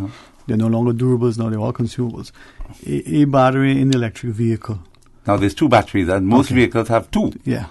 You have a 12-volt battery that runs the systems in the car. And you have the big monster, it's 300, 400 volts there coming out of that thing that pushes the electric motor. Now a good electric car, they all have the inverters which charge the little battery. Okay? So you could literally charge that little battery for months with the big battery. Right. Would you have to replace that little battery? Yes, you do. All right. That, yeah. Roughly, I mean, normal use. Okay, I'm just going with my little red Leaf. 4 years, I'm still going. Okay. It has the battery that came with the car seems to be a very good little battery. It says lithium. It doesn't have any... Is that usually how it is? The battery that comes to the watch, the first battery you get with the car, always lasts longer than the replacement one. Than everyone. Okay. But I'm telling you, this it's a good experience so far. It's really good. Because still, I have 8 cars out there, and I had to change tires on one. Other than that, I haven't seen those cars. They're renting. They just, It's good stuff. And people see that it makes good sense. It's convenient. Now, is there an adjustment? For instance, you referenced earlier, now that you're comfortable, I like the word you use, you're very confident in moving about, because you know your vehicle. Yeah, I know my vehicle. Many of us with our cars know the same. Oh, those, I have 1/8, man. I could get one down there. She got fumes, no problem. But if anything, you can pull into a gas station. With the electric vehicle, we don't have increasingly more and more charging stations. Yes. But you pump up your tires, take a while, you fill up your tank, take a couple of not that long. Minutes, yeah. But for the electric vehicle, 20 minutes, an hour, in order to get you a good little charge, right? You need you have to stop for an hour to get something, 10 miles, 15 miles to get home. To get you where you got to go. Yeah, that's happened to me. I got caught went out east end and knocking around. And we don't want you telling stories, no comment. I have to go and look at the Sea by Aussie for an hour. Yeah, there you go. No, but this is why I think it comes back to us now, making those adjustments, because we're looking at the bottom line, economically and environmentally. Sure. All right, make that change. The charger, you reference a level 2. Yes. Not to get too much so that it gets, puts people off, but in our houses, let's go with the individual who's now purchased either the first or second vehicle. Right. You'll go to your breaker box. Right. And you'll need the level 2 charger, you'll need a 30 amp breaker. Okay. All right, because it charges at 20 amps. Okay. The mobile charges a little less at 12 and 16 amps. But the level 2, like all the English cars, we have English cars. That's a level 2 charger it comes with. Okay. And a 220 outlet? 220. Similar that we would use for our dryer, the bigger stove, way bigger than you need, yeah. Okay, so 220. 220. Are there any with the 110 outlets that we have here? Don't recommend it. That's a 14-hour charge. That's a whole thing. Now, the American spec cars, Leafs, do come with a 110 charger. I don't sell, I haven't sold many, I have one. So for that person who's going to buy this vehicle, where they're going to keep the car, make sure that they have access to a 220. 220, you need to be within about 20 feet of it, yeah. Get your electrician to come in and make that change. Shouldn't be that Not difficult. A big thing. Once you have a plug there, normally the guys could take your 110 and just rewire it, change the thing. I mean, I haven't had a bill. None of my customers had a bill for more than $300 from the electrician as yet. And it's a relatively... And then you're done. Yeah. Then you got the 220 on your wall there, you're ready to go. Because I actually, when they rent the car for me, I make them do the electrical. That's why you're going to need it soon. You might as well get it now. And then I supply them with a socket for the British spec and the Japanese spec cars. Okay, all right. So little things, again, asking questions, just like you would with anything, being an informed consumer, making sure that you get it, and recognizing that up front you may have to make some provision, spend a Sure. few dollars, Few bucks. but in the end of the day, It's yours. It comes in the wash. It's yours. All right, okay. You're equipped for the future. And you're saving money every day, huh? All right. Every day. Every day I jump in my car and I drive around, I'm saving 80% of what you cost. Yeah, well, If you look at it, 80%. Every day, when you spend $10 gas, I spend in $2.50 in electricity. I know a couple of individuals who have gone that route because of the nature of their work. Now, one shared, okay, just need to remind yourself that when you come home in the evening, you plug it in. You got to plug so it that you make some adjustments. Uh-huh. And what he has said was that he was buying, filling up a couple of times a week because maybe he's in one part of the island and then all of a sudden he's called to go to another part, so he's up and down. Yeah. Right? But the amount of money he's saving as a result of not having to stop to fill up. Now, what does that do at the end of the day? Not we can see the economic for that person, but for the businesses, is it a trade-off worth it? The businesses? The businesses now who are selling the service for the cars, selling the petrol and the like. They're screwed. Excuse my French. I like your honesty. They need to sell a lot of groceries. get the shop going. Hold Mark. It'll take a while, but the gas business is not going to do so well. Yeah. But then I guess the trade-off is a different model going forward. Yes. All right. Paradigm shift. All right. That individual now who is looking at the vehicle for electric, what sort of, I guess, categories, models, or we look at the it's a lot. vehicle? Yes. Okay. So what we have now is we have some beautiful SUVs coming on stream because that's a popular thing. This SUV, the sport utility vehicle, it's not a real big one. It's a middle-sized one, like a car. So that's very popular. So the Kia, I have an electric Kia, but they have some new ones. Hyundai's brought out a brand new one. Prices are coming real good still, and you're looking at $30,000 for a brand new SUV, full electric. So it's coming. And then they have a variety of cars that are available, and vans. Vans, yeah. Vans. Now I've sold a few vans here on the island because it's real easy. I go to the business owner and I say, "You're going to save $4,000 a year." And they say, "How are you going to do that?" I say, what's the diesel cost? And they tell me, okay, because it's like DHL. Yeah. The man looked at me and said, I expect to save $8,000 a year. Yeah. On these vehicles. Yeah. That's real bread. Well, this is the thing. I mean, the example I gave you with the fellow is that, he was, things happen in our lives that get us to be a little more conscious of more than just the bottom line financially. And he's recognizing that by making this investment in this vehicle, he will be able to, at least to some extent, say, well, I'm not spending that much, in emitting the carbons into the environment. Yeah. But he's also saving a lot of money because he's required to move up and down in his business. But I gather that there's some vehicles that are not quite available yet. The trucks, the little pickup trucks. The big trucks, yeah. They're coming on stream hand over foot. Like the same guy from DHL, Alan. He wants a bigger vehicle. It's actually available, but you can't get one. It's sold out for 2 years. It's a bit of a wave breaking in Europe right now. The new Nissan Leaf, about $40,000. They sell one every 10 minutes. You can't. They're on order. Yeah. Tesla is on order for 2 years. The new Model 3. Yeah, we've seen that the demand is there now. The availability for the Cayman market. So someone here wants something. Your example with the business owner, he would like a vehicle but can't get it because you just can't get into the market just yet. It's already taken up. That's the thing. That's the thing. So what about here? What would we, if we wanted a new vehicle, or can we get a new vehicle if we wanted? What we have to do?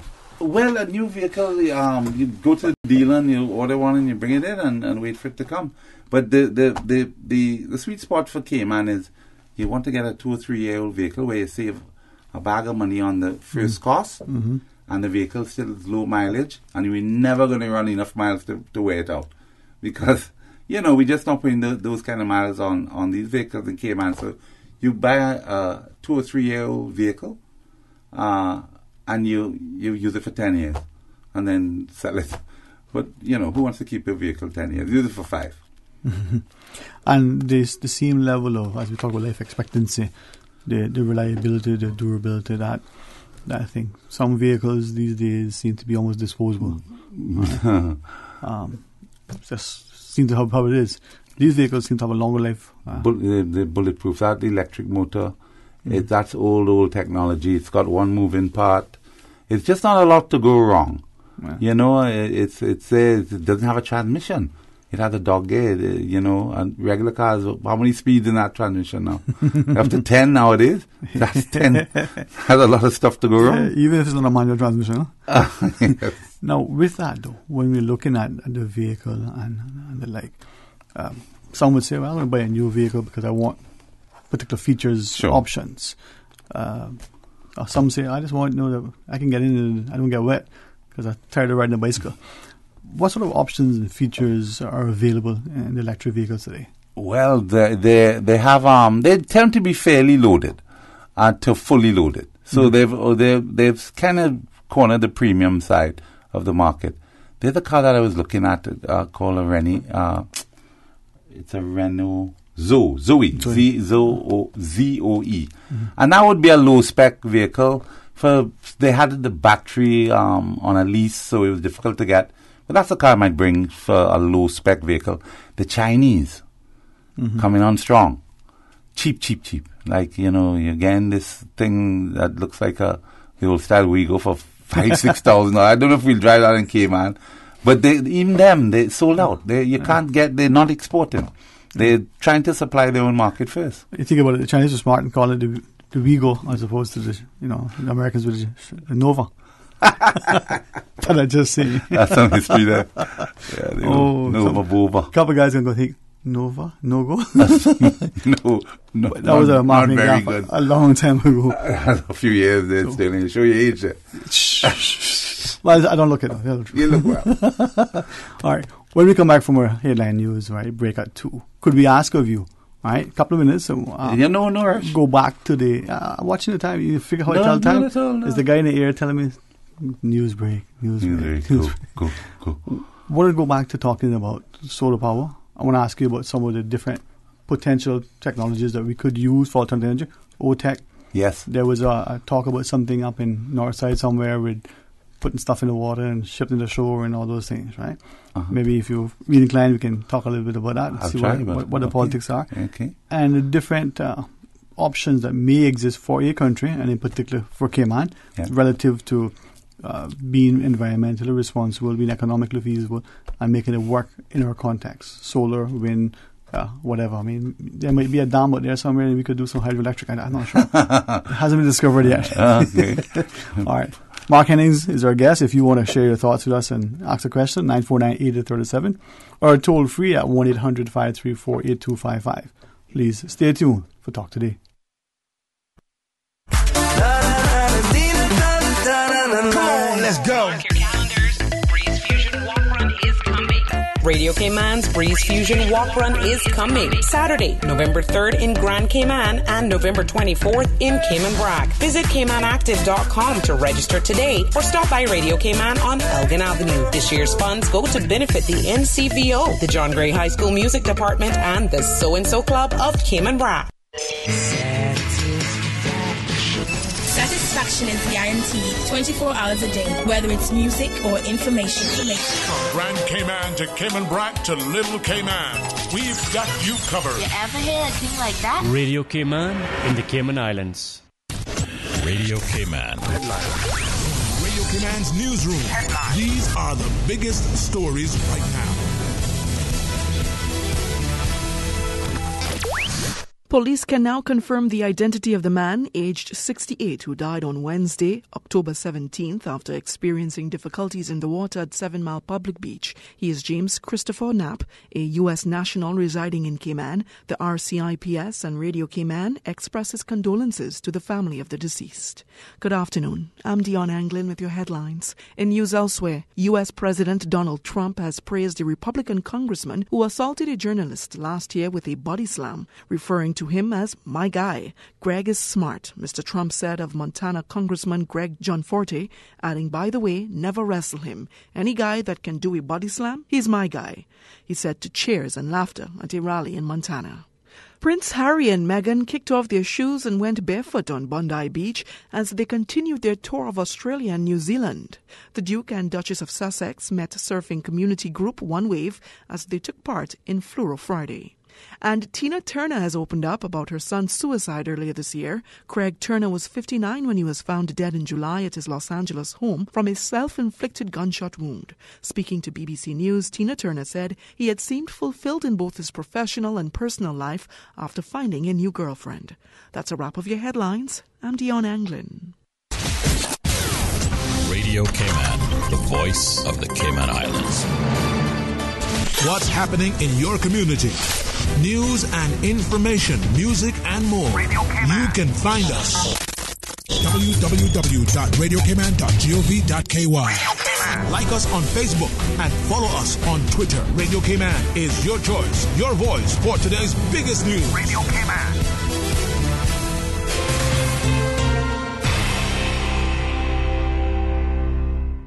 Cayman National would like to remind our customers to activate their new chip cards as soon as possible. All cards were mailed out and we urge customers to check their mailbox regularly for their new card. Once received, please visit any of our 23 ATMs to activate your card. Doing a simple balance inquiry, which is free of charge, will activate your card. If you do not have a PIN or have forgotten your PIN, please visit one of our 7 customer service centers to PIN your card. Thank you for banking with us at Cayman National Bank.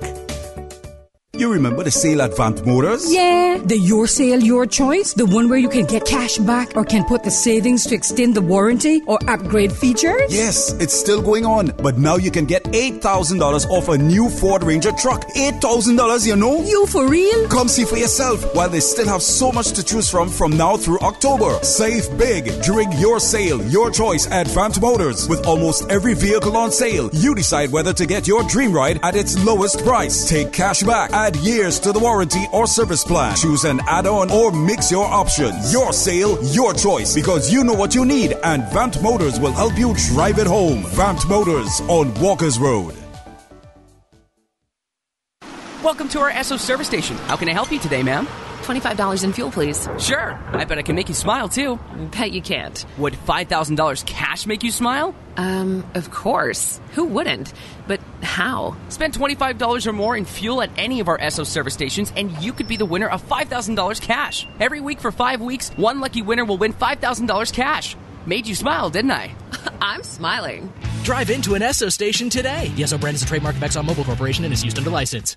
Cayman's cruise industry must be preserved and developed. It is a myth that the cruise lines will continue to call on Cayman at the rate they do now without the piers. It is a fact that the mega-class ships will not be tendered. Arrivals will decline by half over time as the older ships are decommissioned. This will hurt our economy and thousands of Caymanians who work in this industry. If we want to continue providing opportunities for Caymanians, we need the piers. Support the piers. Support our tourism. The 2018 Fall Labor Force Survey is currently being conducted by the Economics and Statistics Office ESO. The LFS collects data on the employed and unemployed persons. Trained interviewers with ESO ID cards will visit the randomly selected households in all districts. The interviews are confidential in accordance with the statistics law. No individual data will be published or disclosed. Survey data are exempt from freedom of information. For more details, please call the ESO hotline at 516-3329. Talk today. But I do have some questions. Talk today. Cayman Islands' foremost listeners' participation program. Talk today. Because there are more questions than answers. What the public is saying. Waiting to take your calls right now. Sterling Dwayne Ebanks.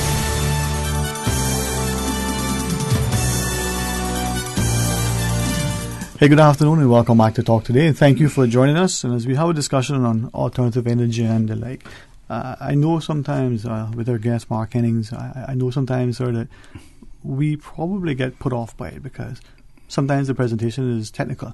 Sometimes the way it's said may be a bit aloof by others. Others, it's in a way that we don't seem that it is as impactful or as immediate. But yet, if we can find a way to make it all-inclusive, then all of us can benefit, as you shared. It brings down the cost. As we talk about it more and more, let's ask a couple of questions. You shared earlier that we need to find a way as a country to bring down the cost. Yes. It's still your contention that, one, use of solar, for instance, in alternative energy, could reduce the cost of living? Big time. It's solved. The solar equation has been solved. So it's just to implement it this time. Okay. We need the political will to press forward with it and, stop the little roadblocks. And just go. There are some people, through their training and education, their experience and expertise and the like, they say, well, solar isn't reliable. We need to have, is it a phrase, firm power? They need to have something that is there consistently. If throw a switch is there, I mean, there's no sunshine at night, at least not in Cayman. Solved batteries. Yeah. But then they counter and say, well, that's expensive. Well, it was. Right. Less and less. Okay. So if you amortize a battery system over 20 years, it gets real cheap. All right. Because then you're saving yourself these engines. The engines are expensive. Diesel is expensive. You remember you have this thing set up and your source is free, the sun. Oh, it's been provided, huh? And how many thousands of gallons? You don't get diesel free. Every day it costs you. Yeah, well, so once you have that set up, it becomes cheaper every day. Earlier, before we went to a break, we were talking about the whole idea of foreign exchange and balance of payments, how much money is leaving the country every year just to purchase diesel and the like. Correct. Not talking about, we make big fuss about how much people spend their money back home and so on, but every year, every month, every week, whatever the purchases are, a lot of money is leaving. Long-term, economic and potential political considerations that maybe not being spoken of publicly as to what and how that could affect us? Well, if that money stayed here in the island would just be more vibrant. We'd probably get our GNP will go up by a few points just automatically because everybody will have more cash in their pocket to spend. All right. That's the economic side. Some have shared that from a national security perspective. Security. If we are reduced with what we can get in relation to our fuel, or if we, for some reason, some global conflict, whatever it is, we're not able to get any, then how are we going to function? How are our buildings, our homes, hospitals going to be powered? Well, let me tell you, they had people with solar panels after Ivan had power the next day. I didn't get power for 6 weeks because every light pole was down. So maybe the solar, that is your backup. The sun's going to come out 2 days after the hurricane. Unless there's some nuclear winter, right? Well, then all bets are off on the nuclear attack. Now, from that perspective, you talked earlier that, let's maybe ask first, the vision that you would see. What would be your, Well, I think it's all down to efficiency. So the more efficient we could run the Cayman Island machine, the company, is the more we could do with the excess monies. So we could do better with the social services, better schooling. And, it just translates down. It just makes sense to be as efficient as you can. All right.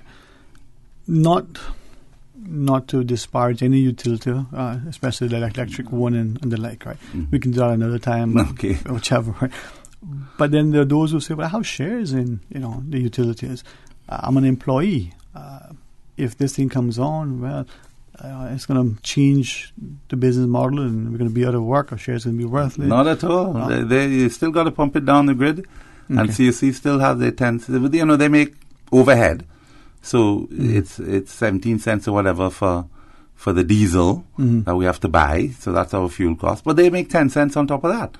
So if they buy, they don't care. They'll make their 10 cents on top of hopefully 8 or 6 cents of nice, clean photoelectric power. Okay. Only if you know, and I believe this information has at some point in time been in the public domain, whether it's accurate or it's timely or it needs to be revised. But what are the numbers we're looking at? Solar versus diesel-generated cost of electricity? I'm saying I would say at least half. The cost from solar power could be 50%, at least. Could be and should be.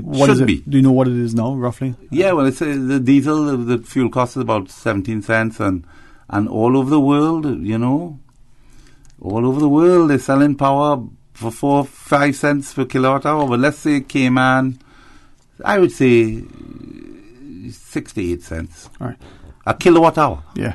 During the break, I looked at a message from one of our listeners, and just to paraphrase, because as he shares, sometimes you got to wonder, what transpires. I think he made some nice, comments about it earlier, right? But he was saying that he referenced a report through the ERE or in whatever the ICTA, whatever the or FREG or whatever it is today. Sometime back, and he was saying that the cost of the solar versus the cost of the diesel, the solar was more. Yeah. And his comment that stuck out was, well, why is that? Why is it that we're being told? Yes. And is that truthful that that's the case in the Cayman context? That is incorrect. The cost of solar is way less. Mm-hmm. Way less. Profit, people like to make money, Sterling. Well, if you sign a contract for 25 years at 17 cents, more power to you. So what is the issue? Because, I would like to read what he shared, but as he... and I reflect on the conversation earlier I had with some others as well. Yeah. It's a lot of propaganda. You know what, Trump, I hate to quote Trump, but fake news. Fake news? but as a consumer, we're paying for it. We are. It's costing us. So if, for argument's sake, just hypothetically, if it is as this fellow has alleged and others have perceived, that acquiring the solar-produced electricity is costing more than the diesel, and we're buying into that, then why? Well, boy, all over the world, everywhere, it's the same sun, it's the same panels, it's the same inverters, and they sell it for 4 cents. So, and the argument they'll bring, what they'll say, the people who want to keep the price high, they'd say, well, we don't get economies of scale. Now, when you buy 20 containers of solar panels from China, you get the best price. They don't care. So the plant up in Bordentown has 22,000 panels. They got the absolute best price on that. They got the best price on inverters. So that plant, was done at international rates, or better, because there's no tax on the panels when they came to the island. When you bring solar panels in from China to the States, there's a 30% tax. So let me just put it this way. Whoever owns that plant, and who knows, making plenty money, they had a fantastic deal, and we can't allow that to happen again. But who's paying for that? The consumer? We, the people of the Cayman Islands, are paying too much for that power coming from that plant. All right. Now, if that's the case... but it's not a lot of power. It's 5%. 5 megawatt. All right. Which is 2 or 3% if you do it for over the day. It was shared with me this morning that the OFREG has put limits as to how much of our electricity or power can be generated with alternative energy. That is really, really not a lot available. Is that your understanding? That we're not allowed to, if we could do 50% or 70%, we're restricted to 10, 15%, not even 20%. It's a very small percentage. That was the view of OFREG. Yes, well, the argument is, being right. Not what the grid can absorb, but what that they say that the grid can't absorb this amount of power, it's too much power, it has to be distributed. I think that's smoke and mirrors. It's like a river. You just put the power onto the system and it goes to your house. But we see some industrialized nations trying to set objectives. We see nations in the Caribbean presumably very, very actively hand over foot, sure. Right. We have our local guy, James Whittaker's doing a lot of work up the island. Yeah. Imagine that. But nothing here. Well, the powers that be. But why? Because people love money. Okay, so but it's coming. It'll be fine. Those who know you know that you speak from an informed perspective. You're very, very candid. You think about what you say, but you say what you think. I read a lot, and that's helpful. It does.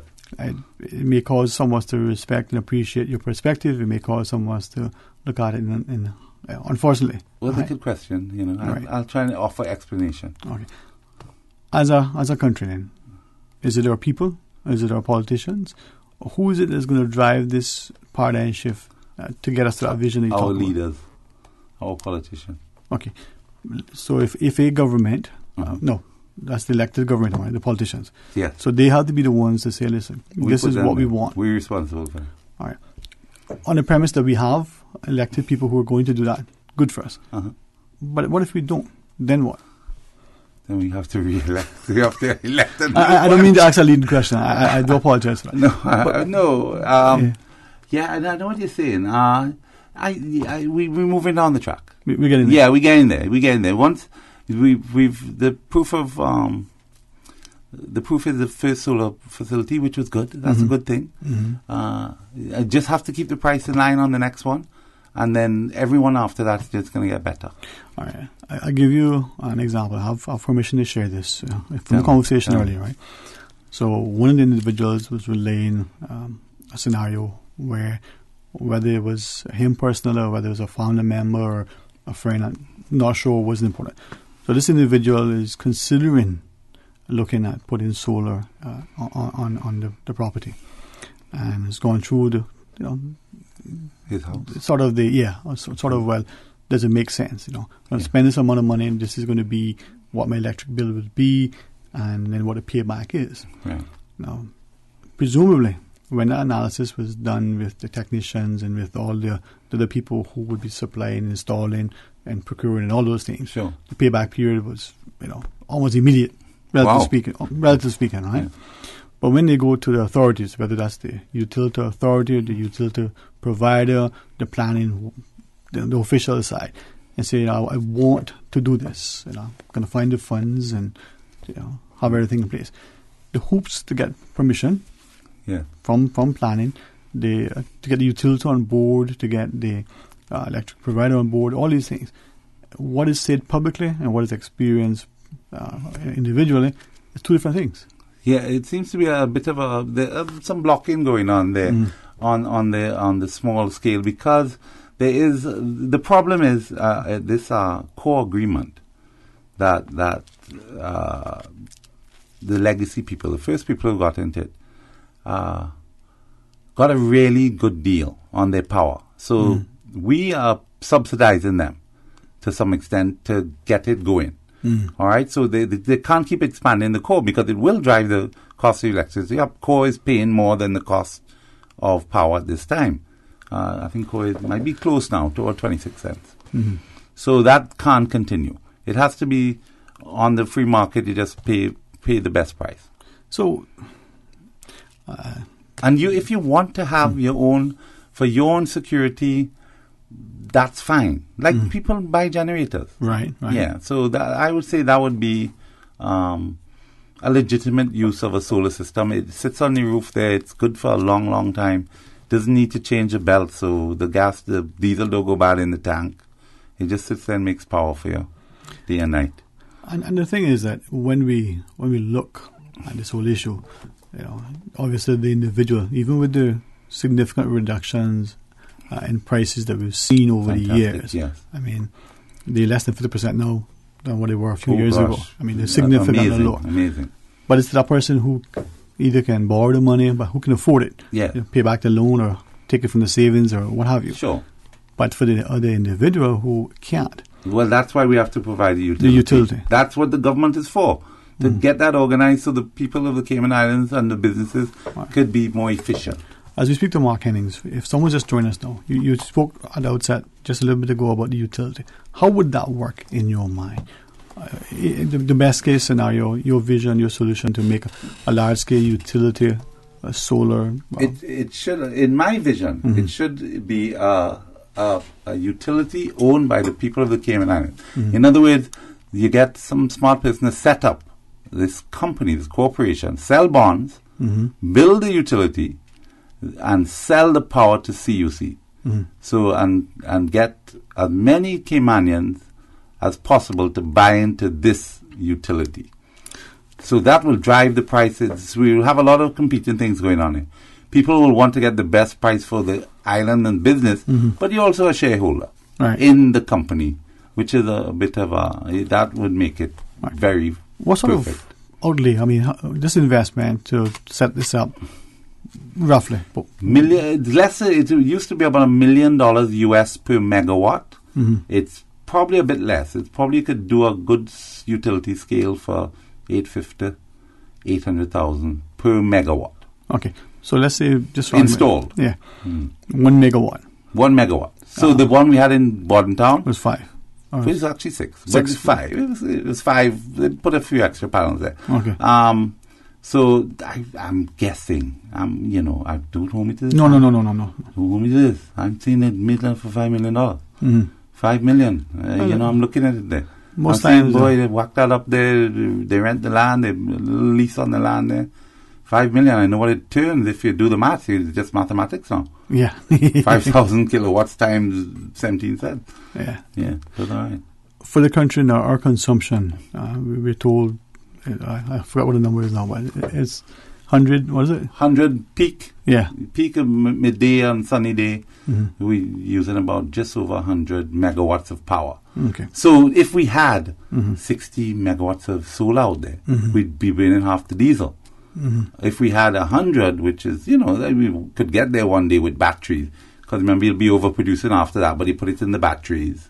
And then at the end of the day, when everybody gets home, there's another peak. You get home, you start cooking, you put the laundry on, you plug in your car. So you have your batteries now to take you through that peak. So in your view, conceivably, we could, with technology, because we should be able to raise the finances, and with available land space, we could be 100% off 100%. Solar with the batteries and all alternatives. Solved. No diesel. That is your... Yes, the engines are there. They're there as a backup, like we have a Nor'wester for 5 days. Okay? Then you're going to run out of battery power. But other than that, those engines are off. Right. Well, that's the other thing too. And that's CUC. Yeah, I understand that we're not speaking from a technical perspective, and I don't profess to be no engineer or what have you, right? But I understand from those who they can show you experience, they can show you the piece of papers, many pieces of papers they have on the wall that show that they passed exams. They've shared with me that even on the cloudiest of days in Cayman, power, they're getting electricity. Their batteries are being charged. Their meters are. Oh yeah. So even till late into the evening now. Let me blow your mind. Yeah. You can get power on a full moon. I'm just saying. No. People reported that. Yeah. No, I was going to share with you that one of the guys who said, listen, okay, when he's is requested to do the calculations, there's a certain formula with the peak period, and he fills that into it. Certain time after the sun come up and certain time before it goes down. Yeah. So the hours in Cayman are much better than some places. Beautiful. Yeah. For his own edification and sort of experimentation, he's extended some of his days beyond 12 hours, even in the high of the summer, when we know the sun and the set and rise, there's a little bit of a difference, right? Yeah. Right. So even late into the evening and even early in the morning when the sun is not up yet, he's still charging. Yeah, sure. Right? It's reflected rays, sure. Yeah. And it's not the heat, it's the light. It's the light. It's the energy. It's not hot. Is it ultra? Not ultra. I don't want to guess wrong here. But it's something that activates the cell, yeah. Right. But what he's shared too, that I think maybe people like yourselves and like him who know more about this, you can talk to. But where you position your solar panels, sure. Get the optimum angle, location, so you can get. He's recognized that as well. But even when he deliberately put some in the shade, very forgiving. Yeah, he still gets stuff. Yeah. We have we have an opportunity here to perhaps open this conversation and to expand it as we speak to Mark Hennings. Mark, like anything, it takes somebody to champion it. It takes time sometimes to change people's perspective and have us maybe step outside to look at things in a different light. Sure. What is it going to take for us to get there with our electric vehicles, but with the greatest respect, with alternative energy to power our country? I'm a very hopeful individual. I think we're well on the way to getting there. All we need is just some direction. So I think we're going down that road, and it's going to happen exponentially rather than linear. So things happen exponentially. When people, all of a sudden everybody say, well, obviously that's the right thing to do, and why haven't we done that before? And then it'll get done. What's interesting, a number of the students that I engage from time to time, they say the same thing. it's almost... it's obvious. One says, no, duh. Duh. That's what my daughter tells me. Yeah, and you think, if you don't realize it, that they're being disrespectful, but it's a foregone conclusion. It's so obvious to them. Mm-hmm. And these are very young students. Now, a few of them, by the time they graduate high school, are starting to become sinister and jaded. They're looking at it and, oh, gee. Nothing, you can't change anything. Yeah. Right. So somewhere around that line, as teachers and as, parents and others, we have, I don't know, man, kind of mess with their energy and enthusiasm. Mm-hmm. Not in the best way either. No, we turn them loose, man. Let the kids take control of the situation. All right. So the future in your mind is bright? Very bright. Is that because you're an eternal optimist? Eternally. I mean, I was told you're a hopeless romantic, but that's a different story. I don't know about that. That's a different story. All right. But what then would drive this? The voter or the politician? The businessman? Or what's going to drive this? Well, we elect we have to rely on our leaders. We elected them. But then we have to rely on them. With the greatest respect, people tell you what you want to hear sometimes. Mm-hmm. They not just the politician. I mean, you go to church sometimes, you listen to the pastor, you realize sometimes, wait a minute. So we get people who speak a language in a certain way because they're trying to placate and pacify and cause us to be, a little bit more enamored with who they are. Yeah. But it's us who have to be discerning, who have to be willing to be, not only held accountable, but hold others accountable. So take responsibility. Are we lacking that in our populace when it comes to the importance of alternative energy, of solar generation, of being able to be, as one fellow says, this is an issue of national security. Mm-hmm. We need to understand that possibly we could come a day when there are restrictions on how much diesel we can get in. Yeah. Some global conflict, something. Yeah. I mean, it's not unforeseeable. No, not at all. Right. And it would be good to have that as a I don't think we'll get to that situation. But I think naturally, the natural course, because, everything's driven by the devil money, and it's cheaper. It's really and truly cheaper to run a solar facility than to run those diesel engines. It's just way cheaper. And it's a moot point now. It's just to get it done. Well, political will.